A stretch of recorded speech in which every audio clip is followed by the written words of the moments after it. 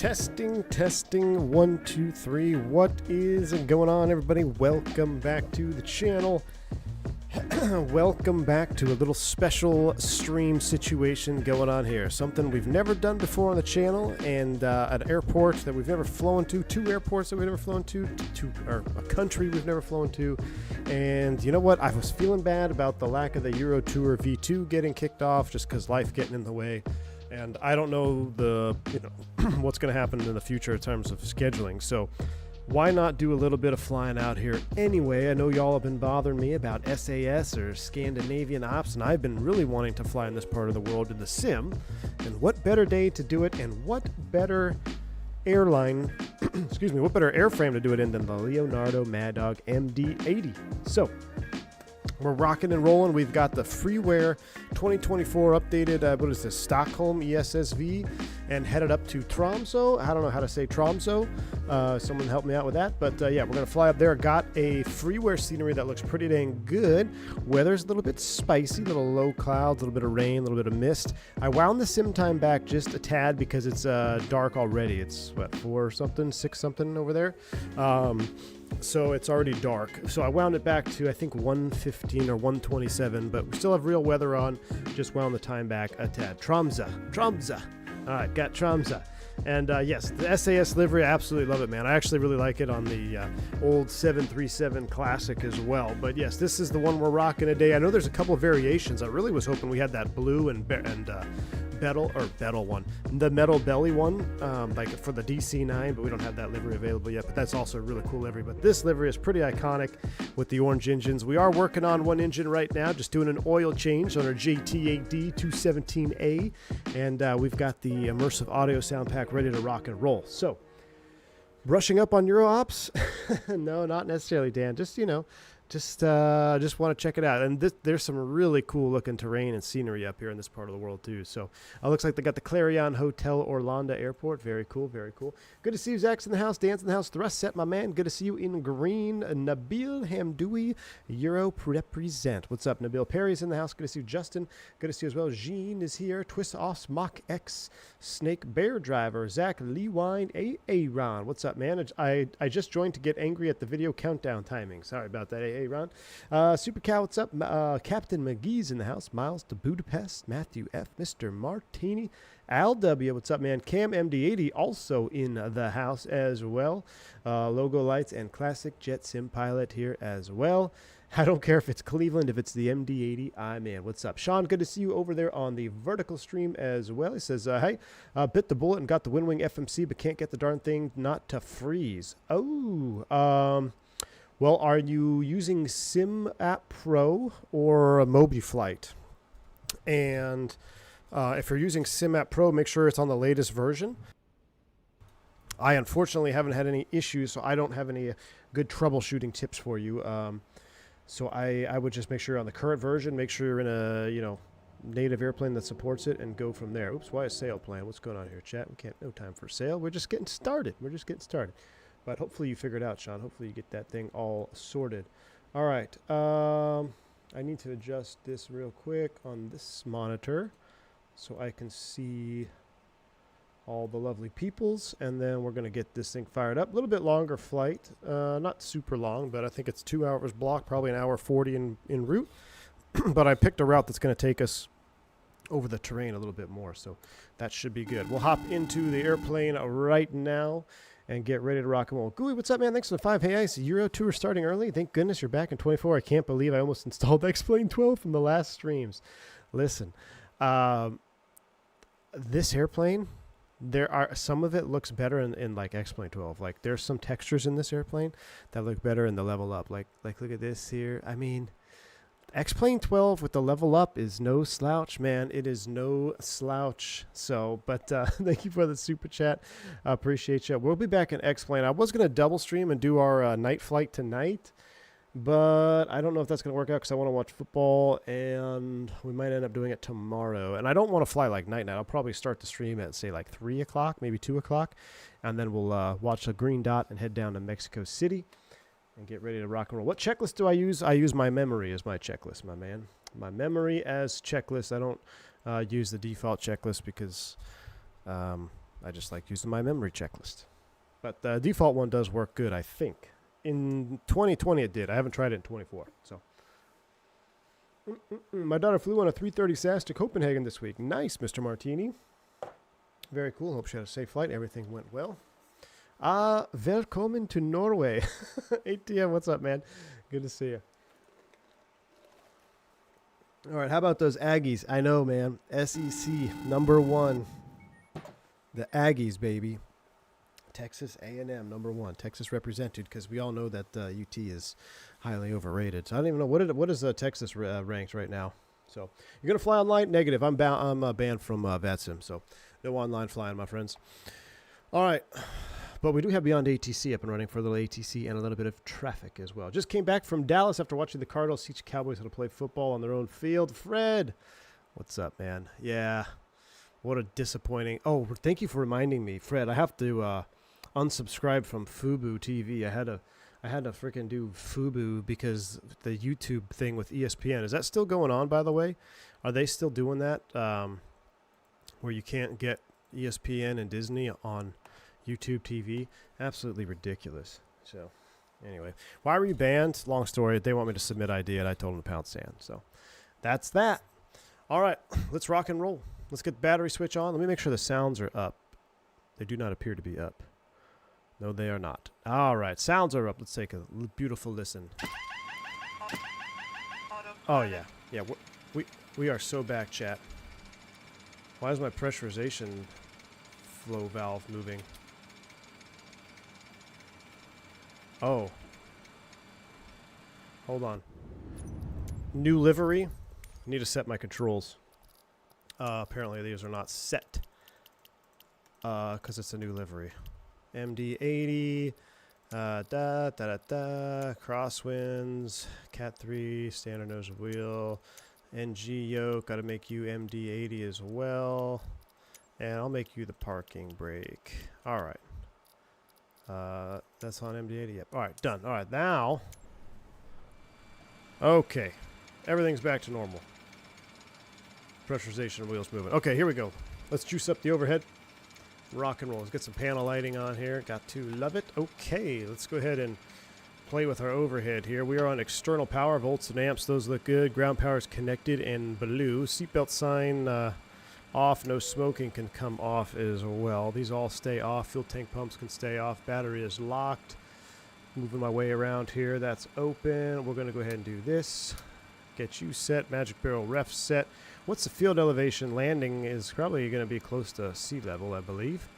That looks good. And current altimeter is 29 or 1. So basically just set that just like that. For now, that's fine. Rate limit can stay at 12 o'clock. This is all off. Throw the logo lights on. Let's do some speed warning tests. Overspeed. Overspeed. Overspeed. Stall. Stall. Stall. Stall. Stall.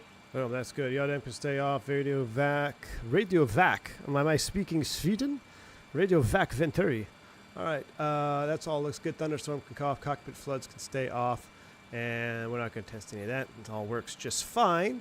And oxygen up there is in the green. Way up there on the top, we can see it. And also, I want to turn on some engine sounds up in the cockpit because of juice. Okay, so that is set. Let's go ahead and get some background lighting here in our cockpit panels as well. We're building our nest. Sun may set on our flight up there. We shall see. So that all looks good. Let's go ahead and pull this out. I love the old school warnings as too, Zach. Me Swedish. Sometimes I wish Douglas and Boeing never merged. Would have loved to see the MD would have made in 2000s, 2010s. Now, of course, yeah, exactly. Well, you know, that's it. That's just government for you, man. Politics, baby. Politics. Let's go ahead and start the refueling process. I already loaded the SimBrief flight plan into the EFB, so they're going to start doing that. I also have some fancy cameras angles, if I can remember my hotkeys. So that's takeoff and landing cam, and then this is our programming cam. All right, let's go ahead and program. Let's program Z-Box. All right. Let's go ahead and get clearance real quick here. Actually, let's do a pause and knit. MD80. We're going to put position here in the box route. That looks good, and I'm going to get the ATIS before we start programming everything up here. 500 broken. Landing runway 26. Departing runway 19 right. Transition level 050. 5G notice in effect. Advise on initial contact. You have information Bravo. Information Bravo. Arlanda Airport information Bravo. 1220 Zulu. Wind 230 at 8. Visibility 10 miles or more. Ceiling 400 overcast. Temperature 11. Dew point 11. QNH 1012. Rain 500 broken. Landing runway 26. Departing runway 19 right. Transition level 050. 5G notice in effect. All right, cool. Advise on initial contact. You have information Bravo. Information Bravo is set. Let's go ahead and give him a call. Clarence, good afternoon. Scandinavian 357, information Bravo. Clarence to Tromso, please. I thought he said Orlando too.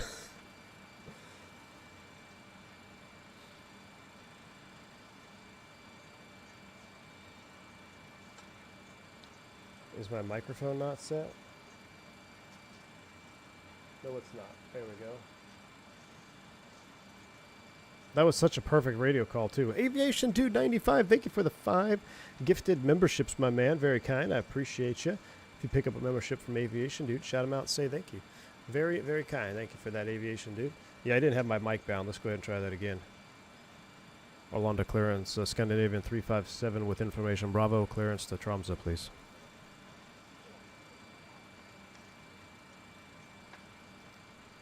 Scandinavian 357, Arlanda delivery, information Bravo correct, expect runway 19 right, Resna 5 Golf departure, squawk 0242. Expect runway 15, resting departure, squawk 0242 for Scandinavian 357.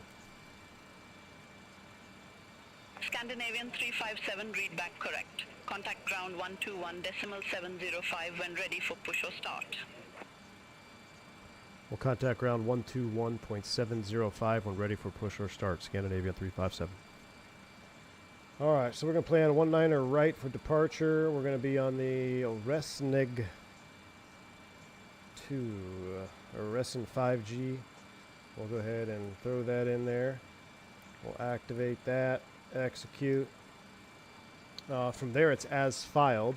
So looking at our flight plan, after Resna, it's direct to Gajpa, Golf, Alpha, Juliet, Papa, Alpha.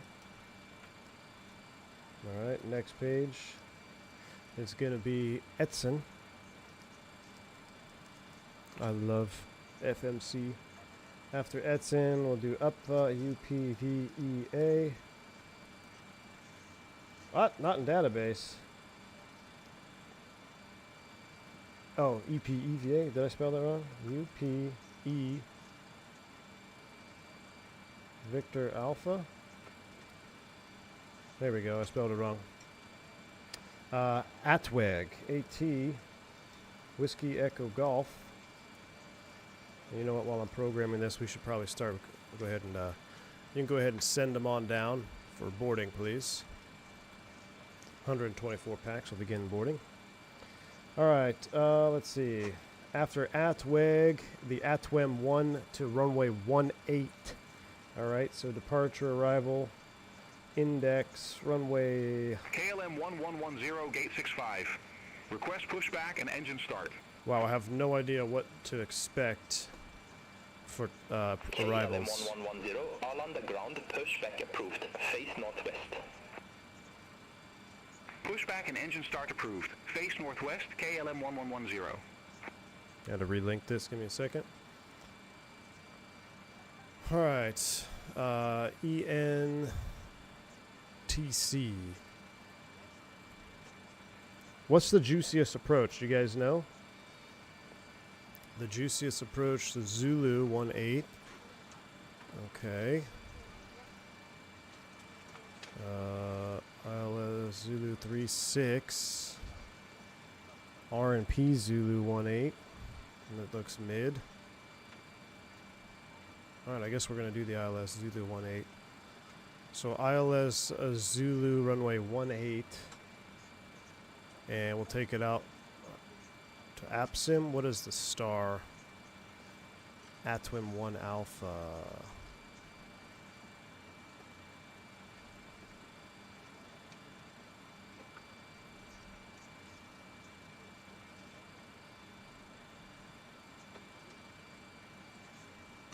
ATWIG 1 Mike. I did ATWIM. Oh yeah, ATWIG 1 Mike. Yeah, that's the star. To APSIM and then the approach from APSIM. Okay, so ILS Zulu 18. I said 307 APSIM. heavy at gate 6. Request pushback. ATWIM 1 Mike.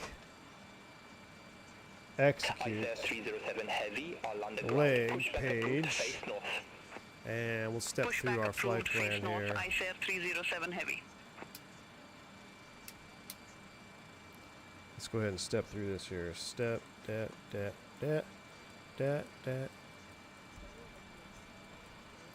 Oh, they have us coming up the left side. I should have done Nornu. Can I do the approach via Nornu? Let's go back to the departure, arrival, index, arrival, Zulu 18, Nornu, transition. Execute. There we go. Look at that. Now it links up better. Beautiful. Absolutely love it. I love the green hue on my FMC right now, too. I don't know if you can see it, but it's just absolutely fantastic. All right, so that is set. As far as departure, we have... KLM 1110, ready to taxi to the active. I'll turn down beyond ATC for a little bit. Don't need to listen to them. Rest in G departure. So let's go back here.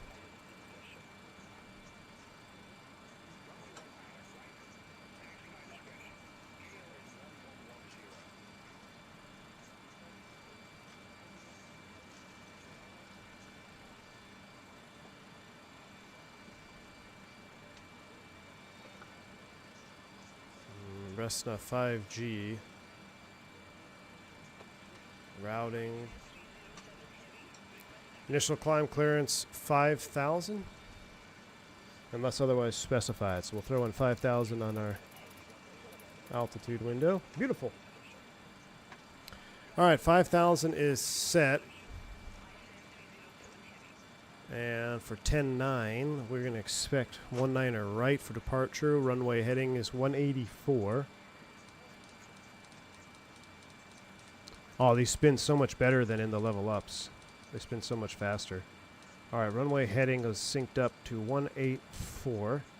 And now we got to do the rest of our speeds. So we'll go back to performance, or weight and balance, rather. And let's go ahead and start this situation. So we'll go back to the map, get rid of you. Beautiful. Okay, route data. Let's go back to the init. Okay, fuel. I love setting up this MD80, man. We're looking for 18.7 as the block fuel. So we'll put 18.7 and /no for no scheduling. The estimating gross weight, or estimated zero fuel, is going to be 107. And kind of want to wait till it zero fuel weight 107. Yeah, so that checks out. We'll double check 1077, 1077. All right. Reserves of 3,000. We're going to go cost index 75. Cruise flight level 36,000. 360. All right, cruise winds. We'll figure all that out. Transaltitude is 5,000. That checks out. All right, and then we've got our V speeds here that we got to finish. So, we'll do some more calculating. I think we're getting everything in the box here. Also, we need to put our totalizer here. Zero fuel weight 107. What's up, Captain Minnesota? Good to see you, man. I know, Douglas. Europe charts, Mexico, basically everywhere but the U.S. have super confusing charts. They make everything on the same chart, right? So it's like, why you don't know what chart you're actually looking at till you open the chart. Let's go ahead and put our position into, let's put the nav lights on. Nav lights on.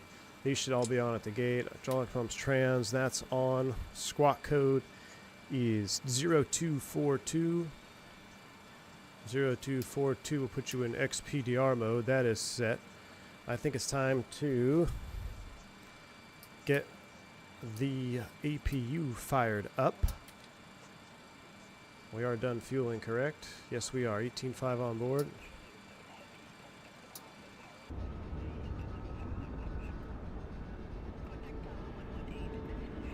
Chat. I've been flying too much X-Plane. I don't remember how to do my drone camera.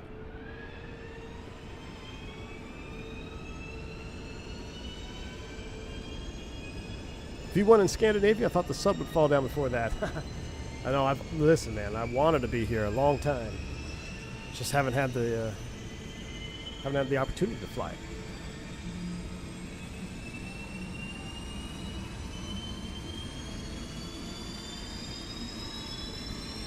What's up, Macau? Good to see you. For the last 3 weeks, I've been on the MD80 train. Just switched over to the Anybuilds 350 last night. Talk about change. That's a big change, dude. Big change. All right, APU is up and running. Looks like they finished the maintenance. Let's go ahead and clean up this here. Oh. I'm messing with new hotkeys. I'm messing with new hotkeys today. All right, maintenance. We'll close up the engine cowls. That is set. As far as ground, fueling is completed. We can go ahead and go APU on bus. APU is on bus. That looks good. So external power switches can come off. And cockpit to ground, you're clear to disconnect. All right, we are almost done. Just a few more peeps. So let's finish our perf speeds. We're planning on runway 19er right. Dry. 29er 2 is fine. OAT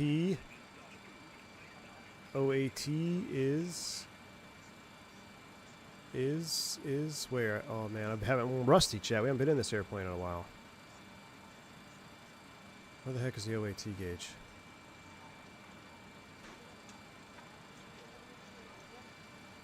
Am I going blind? 11C. Golly.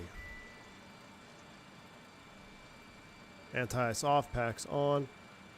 And takeoff weight, estimating. Let me just run the estimated takeoff weight number. Is going to be more conservative. Let's call it 126.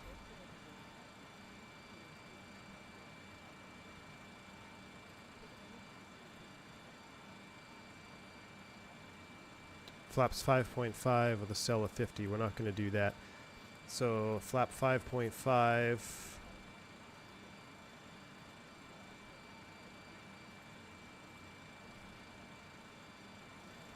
Come down here. CG is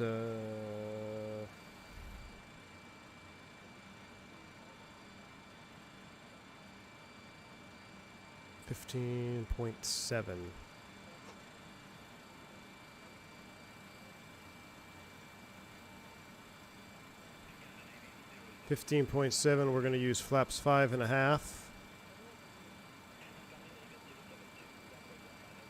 Long trim of 5.5.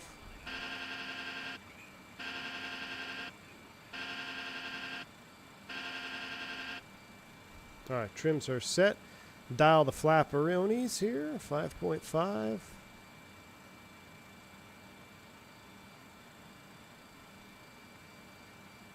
All right, 5.5 on the long trim is set. Let's go ahead and get the APU air on.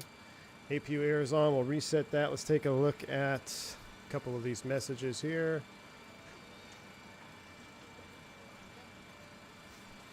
All right, that all checks out. Now for the V speeds.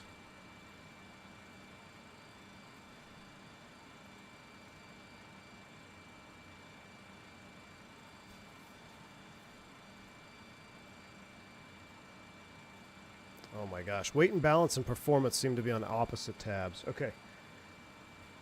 136, 41, and 50.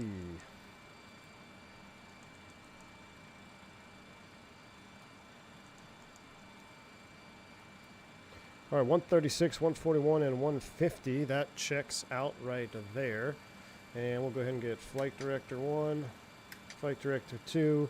We'll dial in 150 here. 5,000 foot is armed. And we got bleed, so let's go ahead and do this. Boom, boom. Get some air to the cabin. Let's go Captain. These are all set. Seatbelts, no smoking coming on. Emergency exit lights are armed. Reset the ACARS message. And I think we're just about ready to push. What's up, Cam? Yeah, I think stabilizer motion only happens in flight, or is it if you use this handle? Let's see. Yeah, you're right. It is only in flight. For some reason, I thought it was two separate ways. So we've got to move it forward now.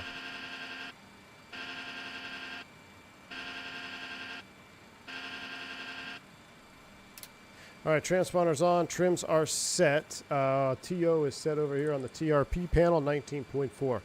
All right, I think we're ready to go. Make sure all our doors are closed up here on the outside. Aft service door will close you. Chat, we're ready. Now we are going to need a taxi diagram because I am super unfamiliar with where we are.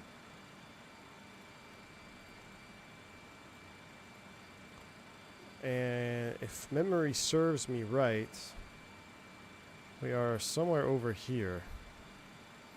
Why can't I zoom this in anymore? There we go. So we're going to get something Yankee to 19er right. All right?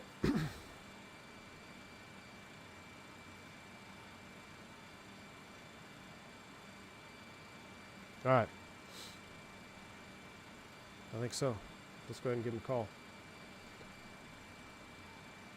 Orlando ground, Scandinavian 357, ready for the push and start.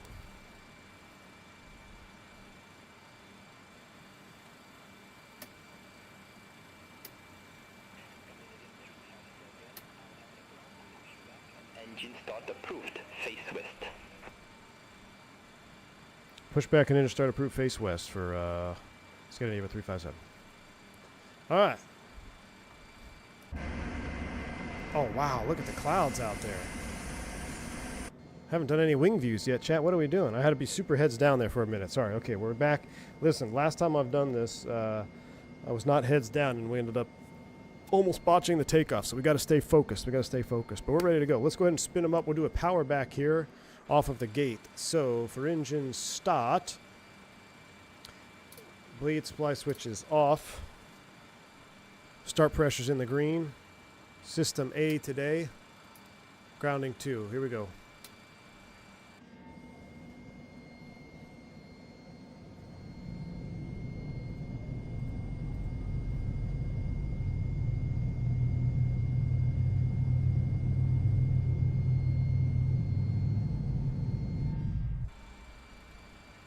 Max motoring.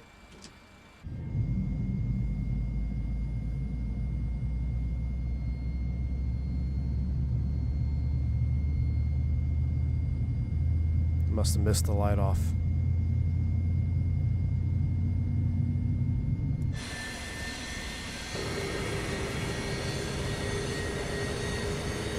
I'll tell you what we'll do. We'll go outside view for number 2 right here. We got a good start on number 2, so we'll do outside view for number 1. Scandinavian 072, contact Arlanda Tower 118.505. And I'm going to put the fuel on early and then head outside. Right about now.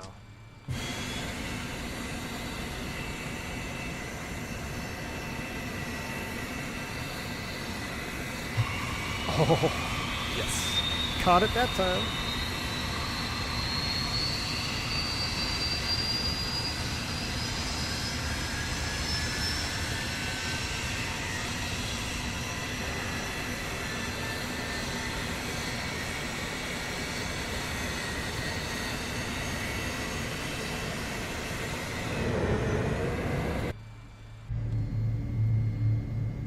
All right, we got 2 good starts.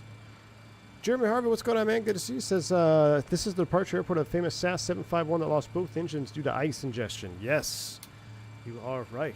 You are right, my friend. All right, left, right. Battery is not charging, or discharging rather, so let's go ahead and take the APU off bus. Gens are online. APU air can come off. APU master can come off. Reset the flight attendant call. We will go supply switches auto on both of those. And we need to get pitot heats, which is on Captain. Very cool. No windshield defog required or anything right now. So let's go ahead and we are cleared for pushback.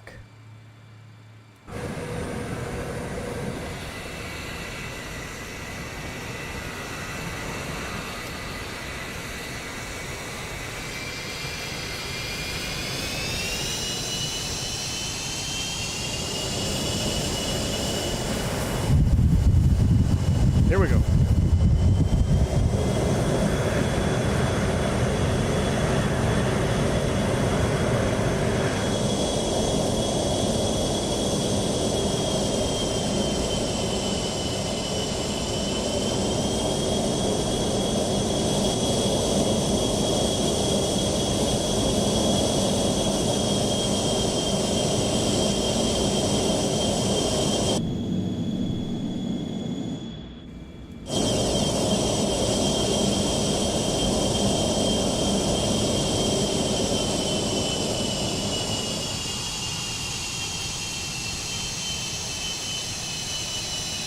All right, park brake is set. Pushback complete. We're going to do flaps to 5.5, which is 2 clicks, I believe.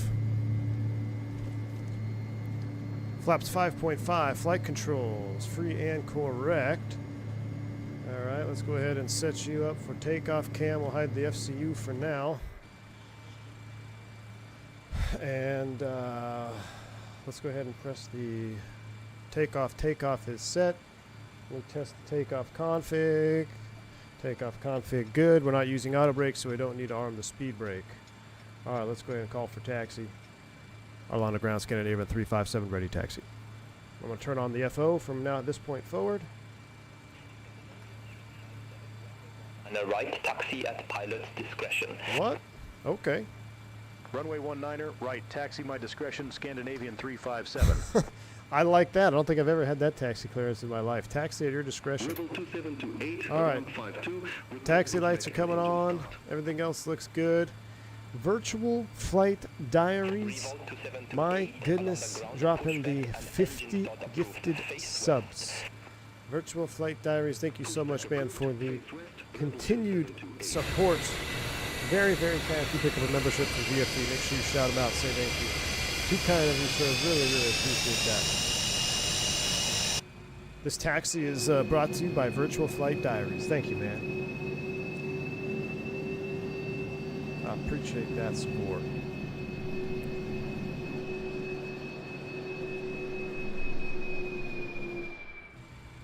All right, so we're going to find our way to 19 right, I guess. Make sure my engine sounds are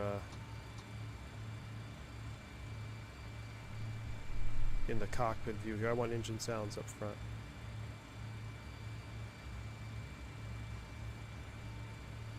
Just a little bit of immersion. All right.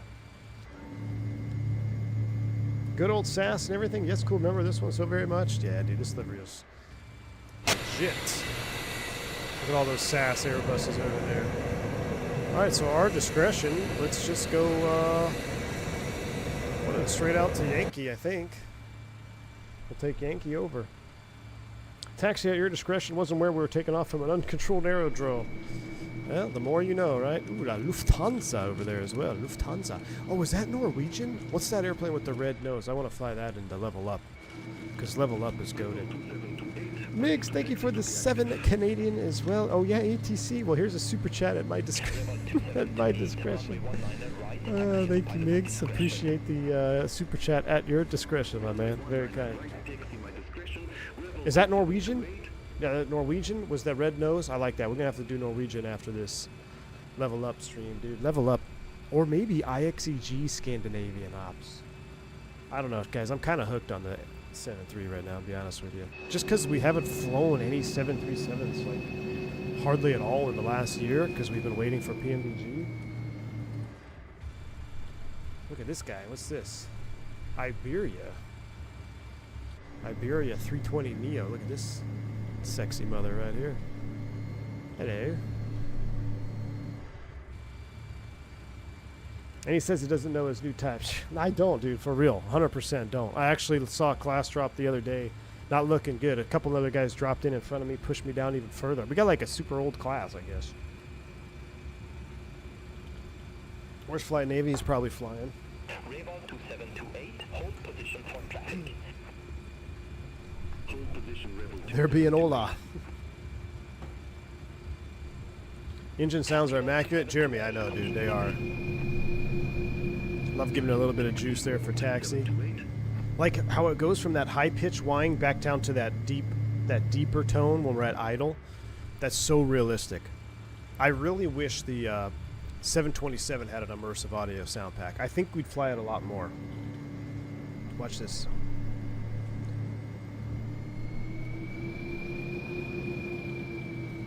Oh, look at that Scandinavian red nose, or excuse me, Norwegian over there. Real life, chat. This is real life. Look at all the trees are even dead because it's cold out here, right? It's wintertime. Full-blown winter up here. Say hello to Bergen Kjørgen from the Kjørgen Fjords for you. All right, fight some guy. We'll do it, man. All right, let's go back to the index here real quick. Perf takeoff speeds. I'm verifying. 36, 41, 50. TRP is selected TO. We've got 150 set on the FMC. That checks. What else are we missing? Anything? I think we're good. Our speeds are set, our trims are set, our takeoff config is done, our transponder is in TARA at 0242. We're not arming the speed brakes because we're not going to use auto brakes either. If you do the auto brake, you have to do the speed brake. I'm going to skip both for now just because it's MD80 and we just do what we want to do. I agree, Jeremy. The 727 sounds are mid compared to this. Actually, I changed my mind. Let's go ahead and go ARM. Let's go TO, ARM, and then we have to come here, and we have to ARM U. There we go. Takeoff config check. We're good. The Mad Dog Mob, man. I just love this plane, dude. This and like the old NG. It's just so refreshing to fly something that's a little bit more demanding than an Airbus, you know? Although I really enjoy our A340-600 flying. We're going to have to, we'll fly that again soon. I only did a couple streams in it, but I actually really enjoyed flying that. Did you guys like the A340-600 streams? Maybe we should do a long haul JFK to Sweden. All right, I'm ready to go. Scandinavian 357, holding short, runway 19 right. Scandinavian 357, Arlanda Tower, wind 220 at 7, runway 19 right, cleared for takeoff. Let's roll. Runway 19 right, cleared for takeoff, Scandinavian 357. SG Scandi, what's up? Thank you for the 49 months of support. Says, Speed King for landing, Scandinavian livery. F yeah, let it scream. Oh yeah, we're going to let it scream right now, man. I'll tell you what, I'm going to remember, how do I do Toga? I think I just hit the Toga button with the auto throttle armed, right? If we can do it from the window view, the takeoff sounds on this are one-to-one real life, guys. Oh, look at that, the ATR. Little ATR behind us. Rebel 2728, number 2 for departure. Hold short of 19 right. All right, we are cleared to go. TOTO is selected, so I think once they're spooled, when I hit auto throttle, it will take them. Bomb tech, exactly. One-to-one real life. You heard it here first, my man. Oh, I can feel my yoke as I go over the bump onto the runway. That's cool. But if we're going to do it from the window view, we got to be completely straight. So let me get us completely straight here. Overshot a little bit.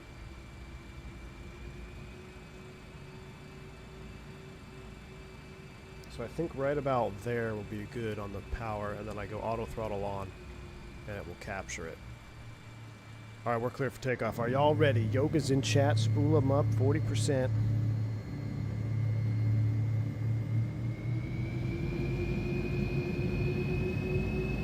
Yoga. Nope. Yep, it took him.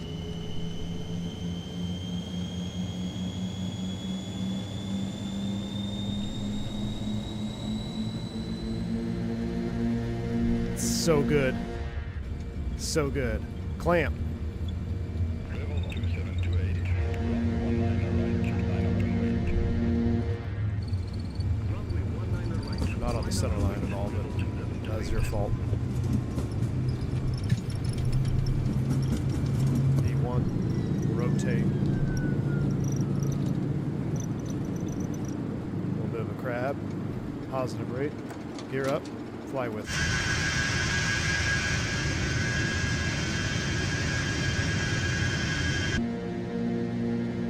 That's a default airport too, by the way. What do you guys think? Not bad for a default 2024 airport. Trim it down a little bit. All right, here comes 1,000 feet. 2728. Arlanda Tower. Wind 220 at 7. Runway 19 right. Cleared for Oh, takeoff. it does this on takeoff. We're not going to crash. There, it just does that little weird. All right, nav track, VNav climb. TRP coming to climb. Scandinavian 357. Contact Stockholm departure 12 for decimal 105. Contact Stockholm departure 12 for decimal 105, Scandinavian 357. Wow, this is beautiful. Into the sun here. Stockholm departure, Scandinavian 357. Good day, 2,700 feet. Scandinavian 357. Stockholm departure identified. Climb to flight level 180. Climb to flight level 180, Scandinavian 357. Alright, 180 is armed. 180 knots. Flaps 5, it barely moves it, right? Oh, it actually moved it way more than I thought. Uh-oh. I thought we were just past 5. Maybe we took off flaps 5 instead of 5.5, I don't know. Wow, look at the weather. We gotta turn the weather radar on. Look at this. Chad, I think we just kicked off a mini Scandinavia tour. Not even kidding you. I am not even kidding. Slot's coming up. Let's clean it up. I'm pretty sure we just did a Scandinavia tour. We're at a 5,000. That's transition level, so Magic Barrel ref. Lights, nose lights.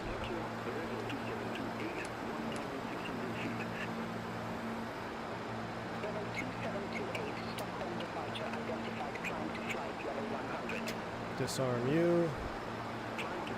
Auto brakes off. Speed up to 250 now.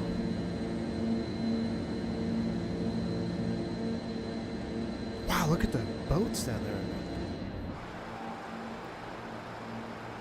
I've got a whistling window. I can hear it already.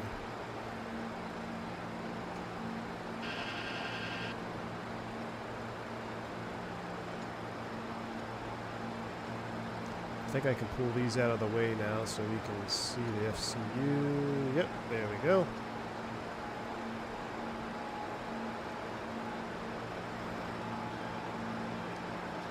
.250 on the speed.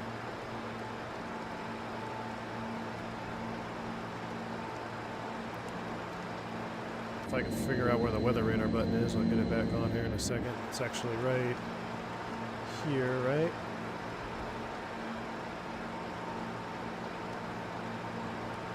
Weather off. Where's the weather panel? Where's the radar panel? It's right here. Oh yeah, power. There we go.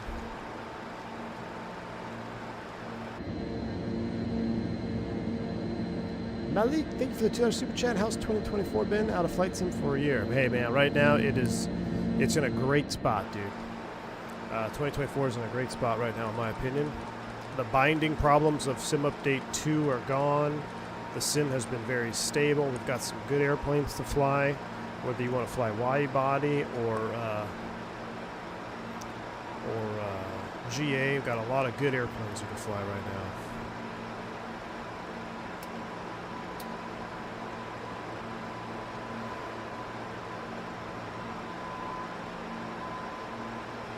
Outside air temp is holding at 11C.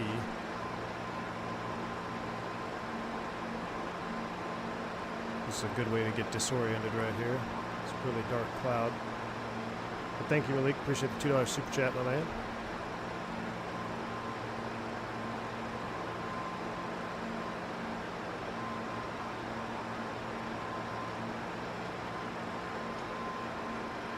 Oh, we're going to get a breakout. Ooh, a little bit of ice on the window. We're going to have to turn our anti-ice on.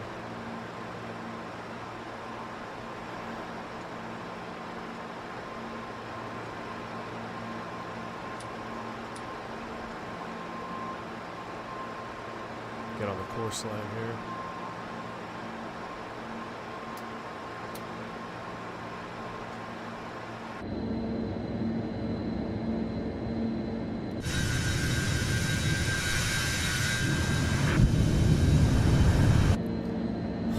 Beautiful cloud formations. The YS-11 made me want an Electra. You know what? We need to get back in the YS-11. I was thinking about doing that today too. I was either going to do YS-11 in the morning and then do our 7.3 at night stream. But I went with the Norway ops instead, or SAS ops rather.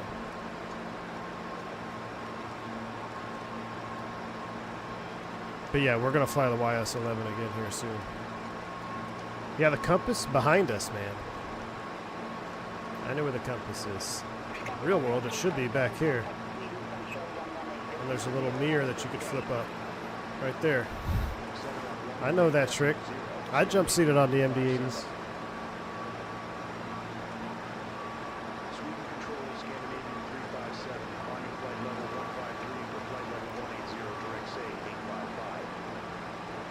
Alright, turn the sim down a little bit here. 33 Alpha. Sweden control, expect XRB 2A, runway 14. Expect XRB 2A, runway 14, Swedish Air 33 Alpha. Alright, let's see if we can't go autopilot on. Scandinavian 357, Sweden control, radar contact, climb to flight level 360. Climb to flight level 360, Scandinavian 357. Finnair 8 Sierra uniform, contact Helsinki 360 control, VNAV climb. 3. Bye-bye. Listen to the engine thrust come down. Did you guys hear that as I turned on the engine anti-ice? We don't need it anymore, so let's turn it back off. We'll keep the windshield on for a second. Swedecare 33 Alpha, XRB 2E, runway 14. Report ready for descent. What are we doing with our speed here, Chiefs? XRB 2E, runway 14, ready for descent, Swedish 33 Alpha. What are we doing with our Swedecare 33 Alpha, speed descent here? to flight level 150. Descend to flight level 150, Swedish Air 33 Alpha. I wonder if we had a little bit of ice in the pitot tubes. Swedecare 33 Caused it to Alpha, shoot up 2NH like that. 1012, expect the R now, Our runway pitot heats are 14. on, right? QNH 1012, Yeah. expect the RNAV runway 14, Swedish Air 33 Alpha.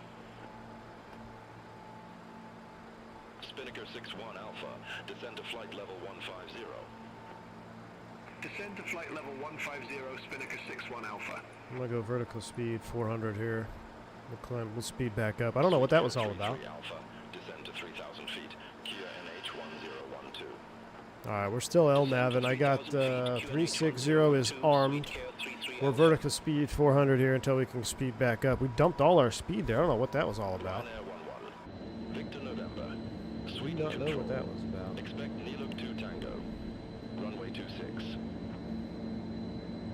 Expect Niluk 2 Tango runway 26 Ryanair 11 Victor November.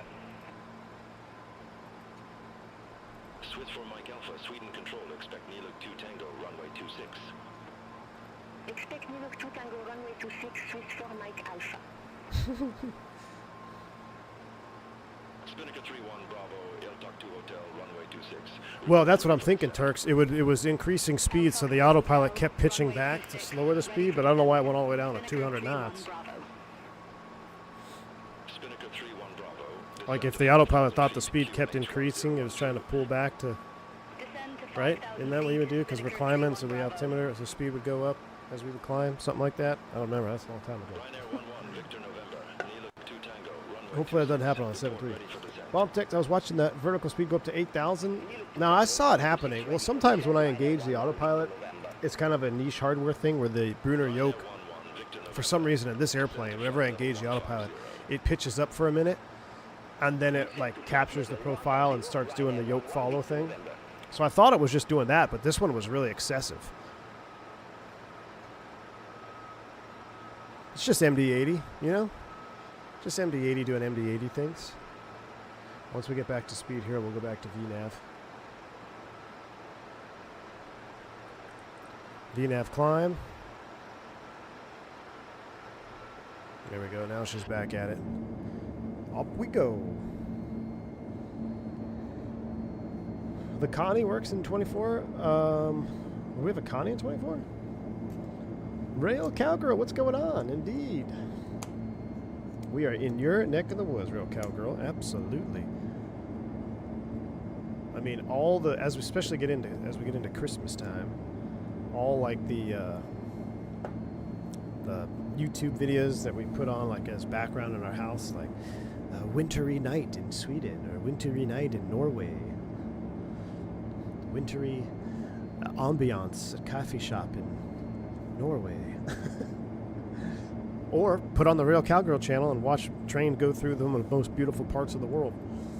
Absolutely. What's up, SSG? Did some team Boeing 717 MD90? I think before him. Did some team do the Boeing 717? The 717 was McDonnell Douglas, if I'm not mistaken, right? Post merger. In sim, who did the 717? It was TFDI, yeah, TFDI. Snuggled up under the blanket with a cup of tea. That sounds great. That sounds like a great time, if you ask me. I like the little red wingtips out here. My father used to fly the MD80 for SAS. Started on the DC-9, but tried it on the 350 2 years ago. Wow, that's awesome, man. What a career. Start out an MD80. And then you're flying the A350, one of the most advanced airplanes of all time. Freaking awesome. Can't wait for the Fokker 7100. Hopefully it'll be released before Christmas. Me too, man. We'll see. We'll see. Are there Moza profiles for various airplanes that you can go download? Jeremy, that I'm not sure. I would imagine there are, because I have Moza profiles for the yoke, the AB9 base, but I do not have the Moza yoke. So I am not the person to ask when it comes to Moza yoke and profiles and stuff. I'm not sure. You know, I have the Brunner, so I'm not gonna go out and buy the Moza yoke. Not quite sure why Moza. I don't know. It's kind of weird. They sent me the AB9 base, and then that was it. Maybe because they knew I already had a force feedback yoke, but. Yeah, the Moza AB9 base they sent me is great. I use it all the time. Have profiles for that, so I only imagine the yoke is the same thing. TFDI said they are not bringing this up. They did say that? JBS Travel? TFDI said they are not bringing it to Microsoft. Why not? Rail Cowgirl says, hopefully I'll reach the right seat in SAS in a couple years. Fantastic. The Rail Cowgirl cam over here. There you go. At a 26.6 for 360.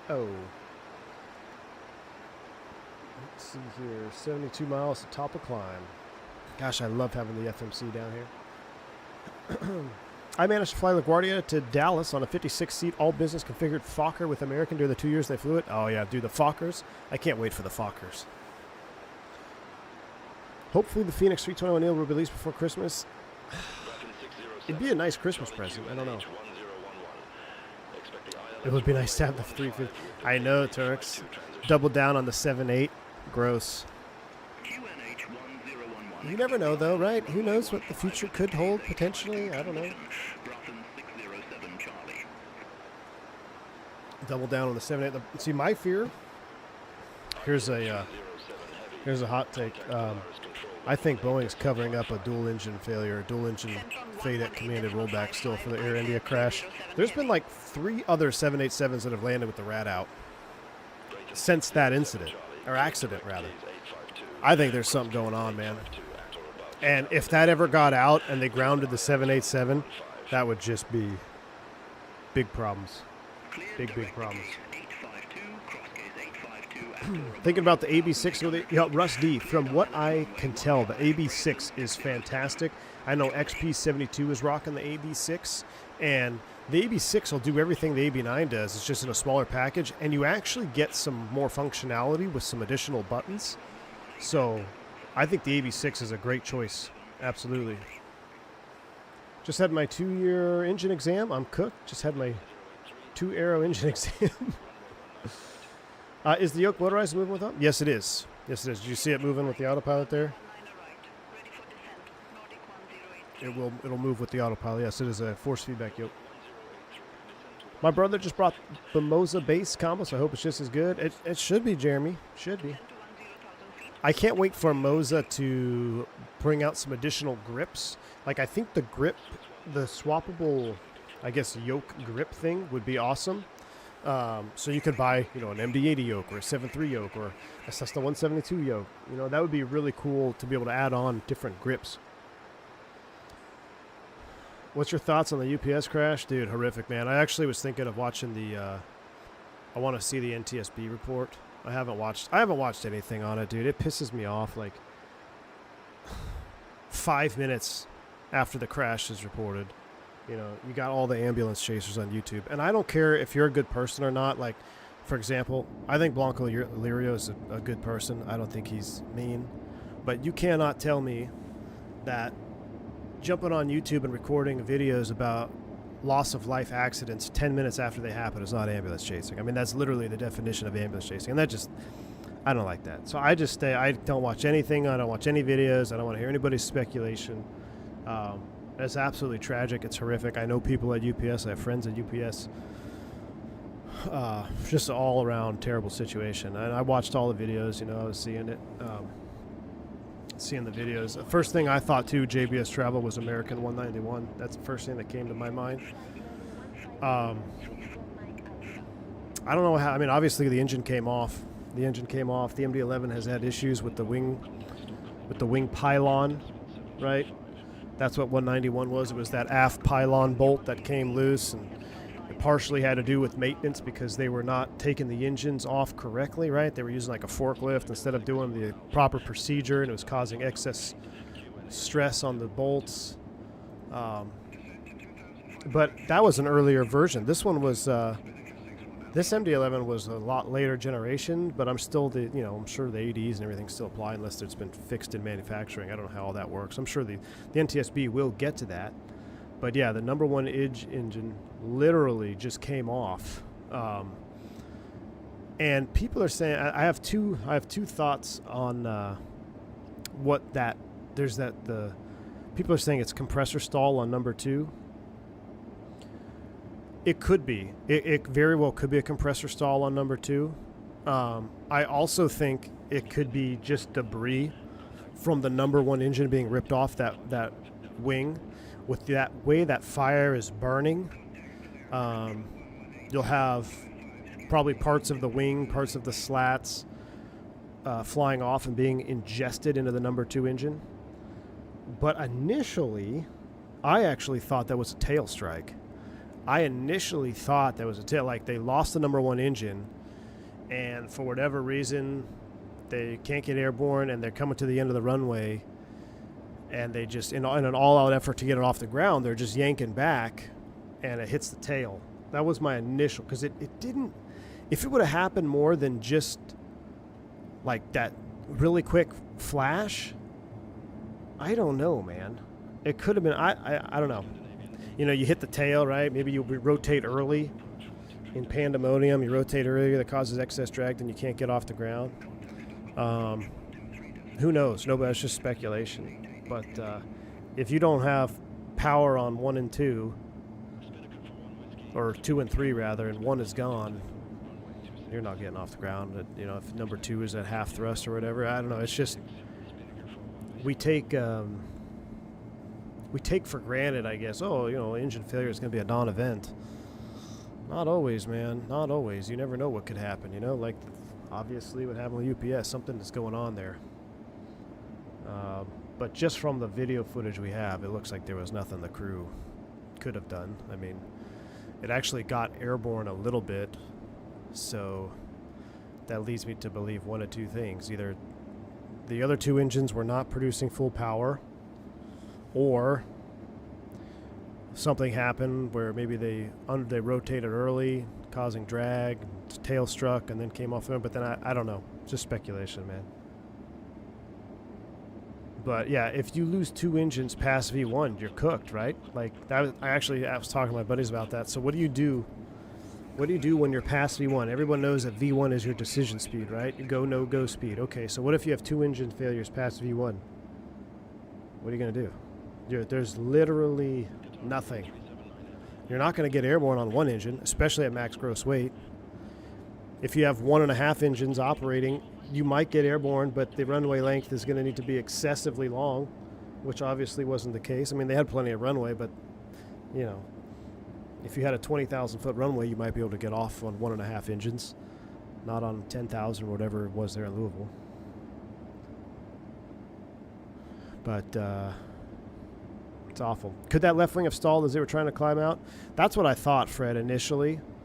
But so what happened is, so the reason American 191 rolled over the way it did, the famous photo, is because when engine 1 came off, the hydraulic lines ruptured, and there was no hydraulic fuse built into the design, where it's not a check valve, it's a hydraulic fuse, which essentially, when it detects loss of pressure, it separates and prevents more leakage from happening, right? That wasn't installed. So what happened was, when engine 1 came off, the slats on the left engine were aerodynamically forced back to 0.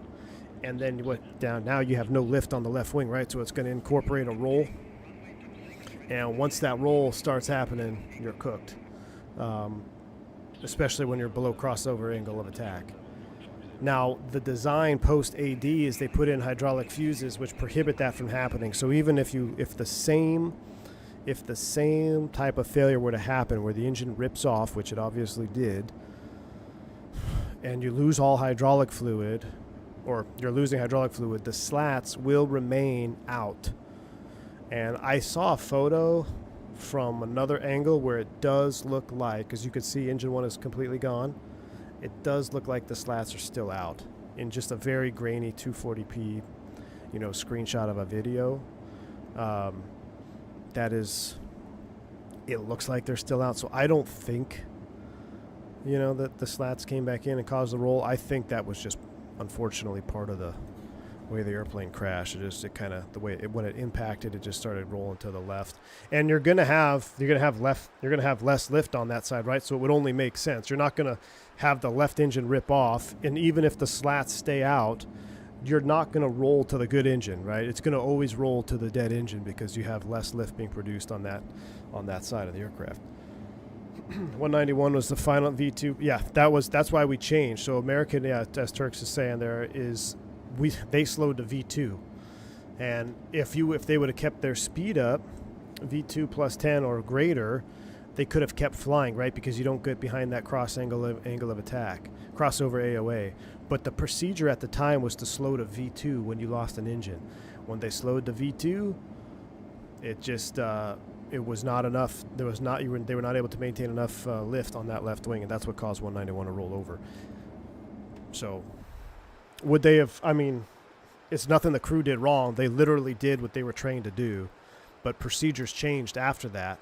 That's why even in the Airbus, it's like you just follow the SRS. It's like V2 plus 10 and then some, right? Like the SRS bar is more than just V2 plus 10.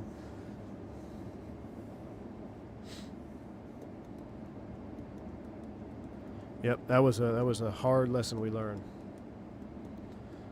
And absolutely diabetic lead, right? You have the wing fire on the left side, and there's going to be less. It's not going to be as efficient of a wing.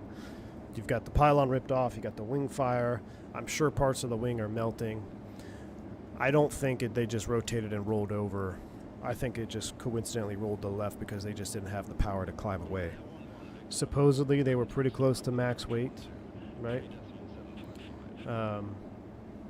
So you're going to need all the thrust you can get. That's a long flight, Louisville to Hawaii. It's a lot of gas. A lot of gas, a lot of freight.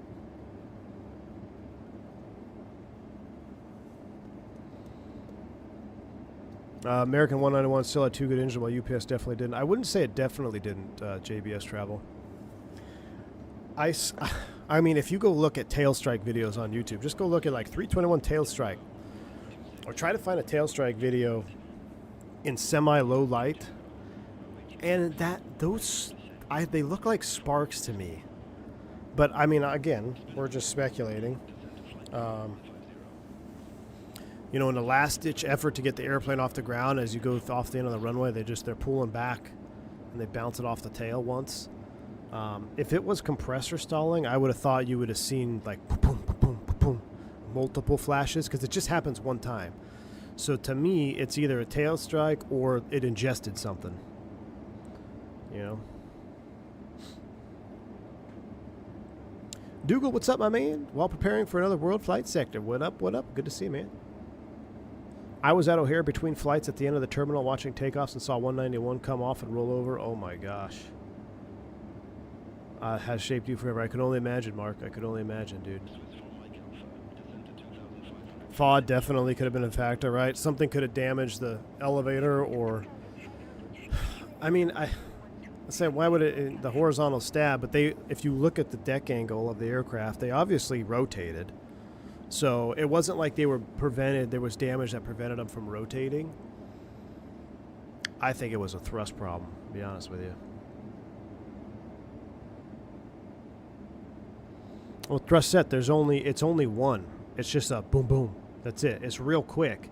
And it doesn't, to me, if it was a compressor stall, it would have done it, I would imagine it would have done it more than just one time. I think it's more likely that was FOD being ingested. I think it's more likely that was FOD being ingested and we saw the flash. And maybe that FOD damaged the thrust output of number 2. But I don't think it was just compressor stalling as they went down the runway.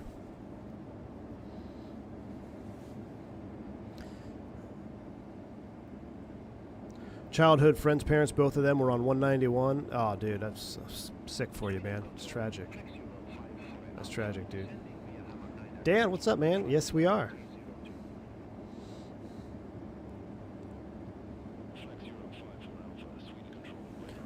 So it's almost like, you know, there's been some horrific cargo wrecks. We've had that one. We've had the National 7-4 out of Bagram. That one was horrific. So that guy, the first officer, was somebody that worked at my operator. It probably wasn't at max, but it was pretty close. Probably close. I mean, they were pretty heavy, from what I've been told. How do you have 2 different live videos? Yeah, I got. So you're on the that's the vertical stream over there, man. That's optimized for cell phone and flight tracking.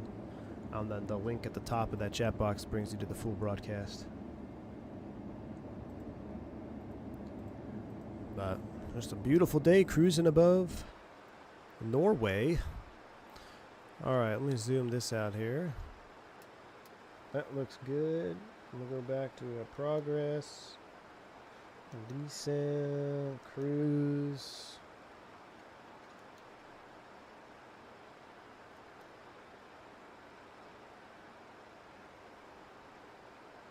Calculating 13.7.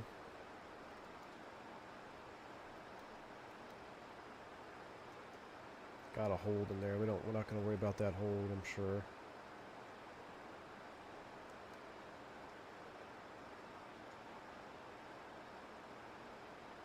Fuel at destination 7.5.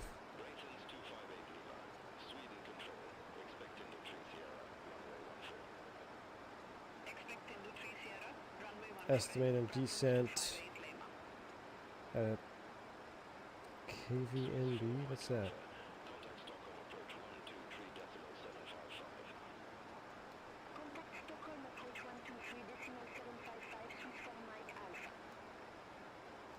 Does it not have a TD? I guess it doesn't. 76 knot crosswind up here. Goodness. All right. Let's go ahead and set up for a cruise cam here. down. Let's go outside, take a look around. Hopefully it's not dark by the time we get there. Center on 118.55 Nordic 1083.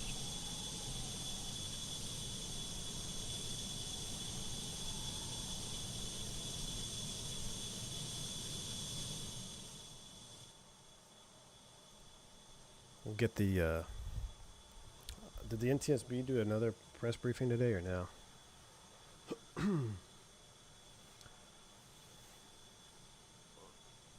Engine 1 detached, wing fire, debris, and number 2. That's kind of what I think, too. Can't even begin to imagine what the 3 pilots were feeling. Oh, Bill's Mafia, for sure, man. I mean, and you could, I mean, they never stopped flying it, dude. They never stopped flying it, which is what you're always told to do, right? Vibration from damaged engine and not procedure mounting the engine combined made the engine fall off. Yes, Scandy. I talking about 191. So they were shortcutting the way they were removing the engine, I believe, right? And it was causing extra stress. I'd have to go back and study it. I remember I studied that accident a long time ago, but I do know it was the rear mounting bolt on the pylon on 191 that broke loose. But it was more than just, you know, a simple point of failure. As with most accidents, right? There's things that a lot of things that happen over time. That was just part of it.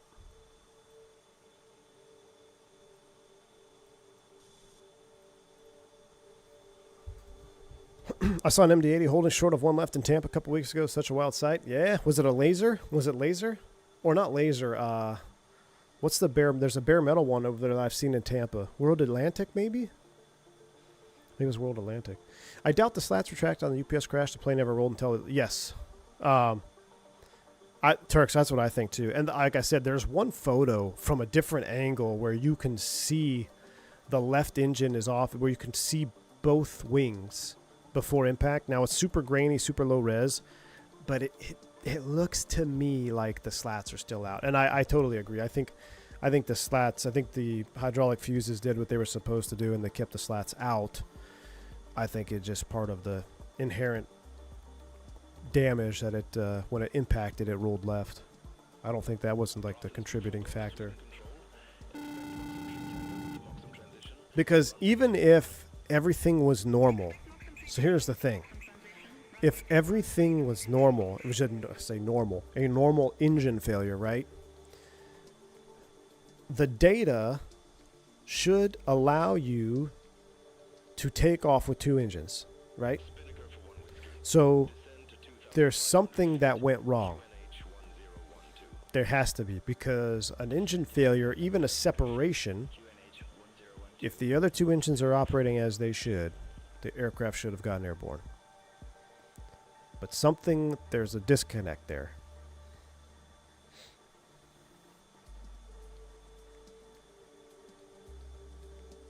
Migs, thank you for the 7 Canadian, man. Appreciate you. How was your final banana flight? I never had it, dude. They canceled it. Can you believe that? Thanks for the 7 Canadian, man. So the wife had tickets ready to go. We were going to fly out. The next day is a beautiful day for flying. The night prior, dude, they canceled the whole thing. I couldn't believe it. Pissed. So I never got to do my Fini flight.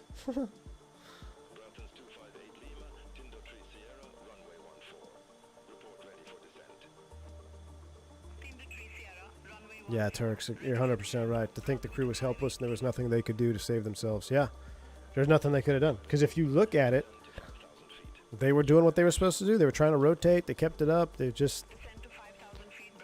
even got it. It got airborne like 50 feet-ish, right? Stuck in ground effect and then roll over and impact. Unreal, man. Was it 150 feet? I didn't know they got that high. But either way, it looks like they kind of got out of that ground effect, and then that was it.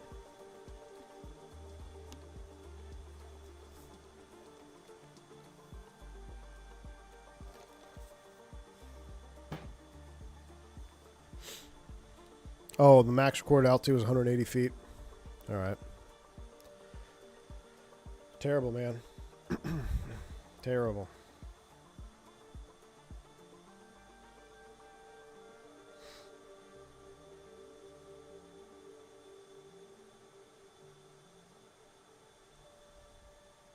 What's better about the upgraded L3 flight recorders the MD11 had. It's more data, right? I'm not too sure, but I think anytime you hear like it's an upgraded flight recorder, they probably have more parameters that are recording, maybe higher quality audio, something like that. So it's not just a rudimentary data recorder. It's got more advanced recording capabilities. Good afternoon, Crossman. Good to see you. Were you at least able to get a copy of your final flight release? Nope. Nope, Crossman, because my final flight, I didn't even realize was my final flight. Kind of sucks. More heat resistant, probably. How does your Wingwin FMS work with the MD80? MobiFlight, baby, MobiFlight. Using MobiFlight MD80 profile, it makes it green and amber, and I got a little bit of red hue here because that's from my my LEDs that I'm running for the cockpit ambiance. But it's awesome, man. It turns the text green and everything. But MobiFlight, you can download profiles for it. I thought MobiFlight was dead to you. Nah, not yet. So it ended up being your final flight, a Cancun turn, Bills Mafia, which is fitting. It was a Cancun turn with it was a fantastic flight. It was great. It was with a buddy of mine that I helped, well, I say helped. He was going to interview as well with the operator that I had just interviewed with. And he's just a great dude. He's a great human. He's an awesome pilot. Real nice to fly with. He's always on top of it. I mean, when you fly with someone that is like, I don't know. There are different levels. And I hope as I go back to the right seat, I can be on those higher level first officers. But just, you know, someone who is always on it, right? You're in sync all the time. Whatever I was thinking about, he was already thinking about it and like making the move to do it. I don't know, just little things. You know, whether it's, oh, let me call for the ice, or example being flight attendant walks up, say, hey, can we get 2 bags of ice? Before she even finishes conversation, he's already switching over to ops on comm 2 and calling ops, you know? Right? Like that's just, it's not like I sit there and like, hey, can you call ops and let them know? Or, I mean, I can do it myself, right? But it's just, it's proactiveness.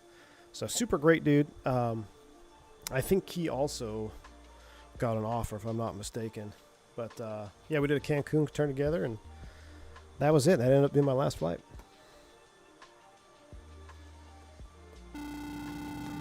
Who want to take my Cancun victory lap on Saturday? Still holding out hope it's part of the 10% that will cancel. Oh, yeah, I know, right? They're shutting down flights.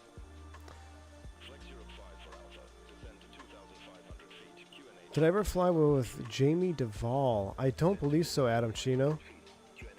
That's really, I'm sorry to hear that, man. That doesn't ring a bell. I don't think I did.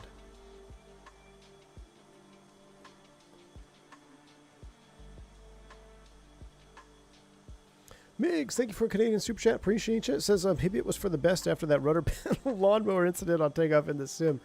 I know, I was thinking that too. What if they saw that and then they're like, hey, can't be having this guy go fly. But that's not it, because they wouldn't, they would just, why would they cancel both legs? And I don't know. It was a day early. I don't know. I still to this day don't know why the flight canceled. It wasn't mechanical. There wasn't a weather issue. Nothing. So, not sure.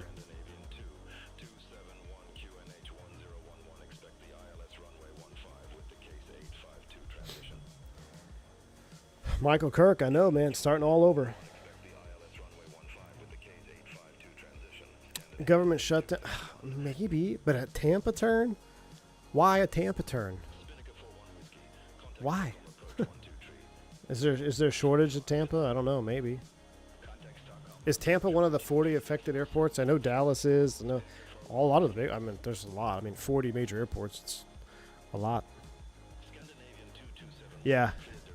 Yep, Nixana, exactly.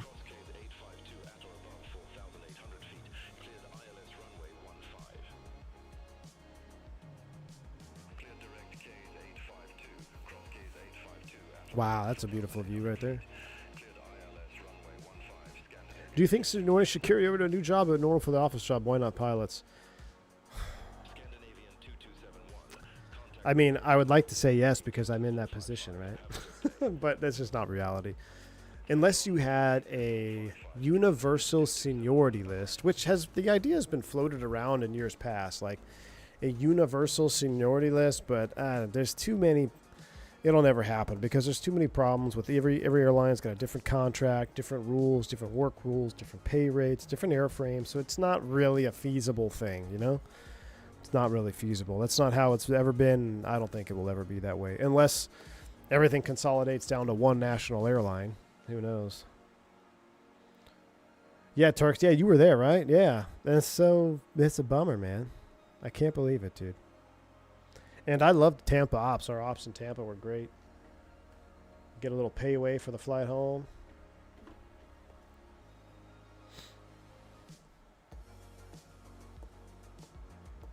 Some airlines did direct entry captain. Yeah, we talked about this a little bit, Dale, on the last stream.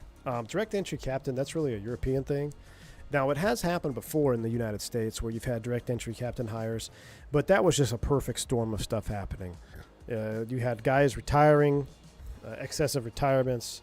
You had guys that were on a different were on a contract at the time that nobody wanted to be at the bottom of the seniority list because the reserve rules were terrible.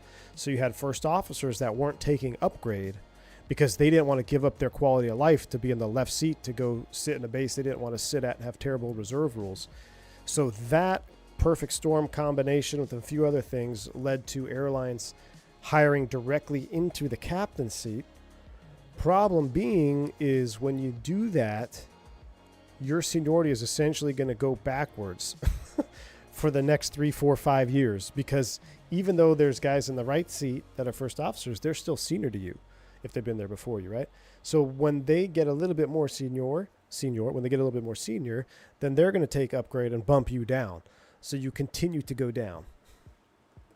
So yeah, it's a weird thing. It's happened a few times with the regionals as well. Same deal where the regional pilots, typically the captains are the ones that are getting hired. Generally, it's not always. A lot of times first officers get hired now, especially now. But in the past, you needed to have that turbine PIC time. So who has the turbine PIC time? The captain. So they hire the captains out. The first officers don't want to upgrade to captain because they like their quality of life. So then but they still need pilots.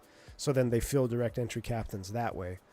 But it's not like Europe where it's a whole different ballgame over there in terms of direct entry captains. And yeah, you still go to the bottom of the seniority list. Exactly. That's what I was saying, Lightning. Yep. 101% in base for years. Universal seniority list isn't happening. ALPA essentially operates on a universal list with all the tiers of airlines. Yep. Yeah, it won't happen. Al Loper, I know, dude. I saw that too. Are you sticking with the 320? We'll see what happens, man. I am going to pick a base that is going to be the most comfortable for me to commute to. Whatever airframe that is, that's what I'll be on. You know, all airplanes do the same thing. Pull the stick back or the yoke back, houses get smaller. Push it forward, the houses get bigger. As long as I can get back to where I want to be, whatever gets me there quickest, that's what I'm going to choose. Speaking of Senor, Bernardo's seal dying of thirst. I know, Migs. I know. We've been talking about it. We've been talking about Barry. We need to get Barry fired up again. I know. How long do you think to get back in the left seat? Years, man. Years. Do you guys still give out plastic wings? At my previous airline, no, we had stickers, but I actually had some custom plastic ones that I gave out a few times. That I got with my own. I don't think it was like a, everybody knew about them or whatever. It was just my thing because I wanted to give out something more than stickers because I used to collect all the plastic wings. Matter of fact, my last trip to San Jose, I was looking at some of my old stuff, and I found some America West wings, some gold America West wings. I found some Southwest wings. I found some cool stuff out there. Found a picture of me sitting in a 737-200.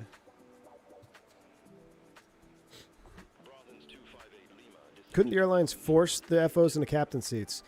Yes, that does happen. They have forced upgrades at some carriers, which I don't know how that is legal.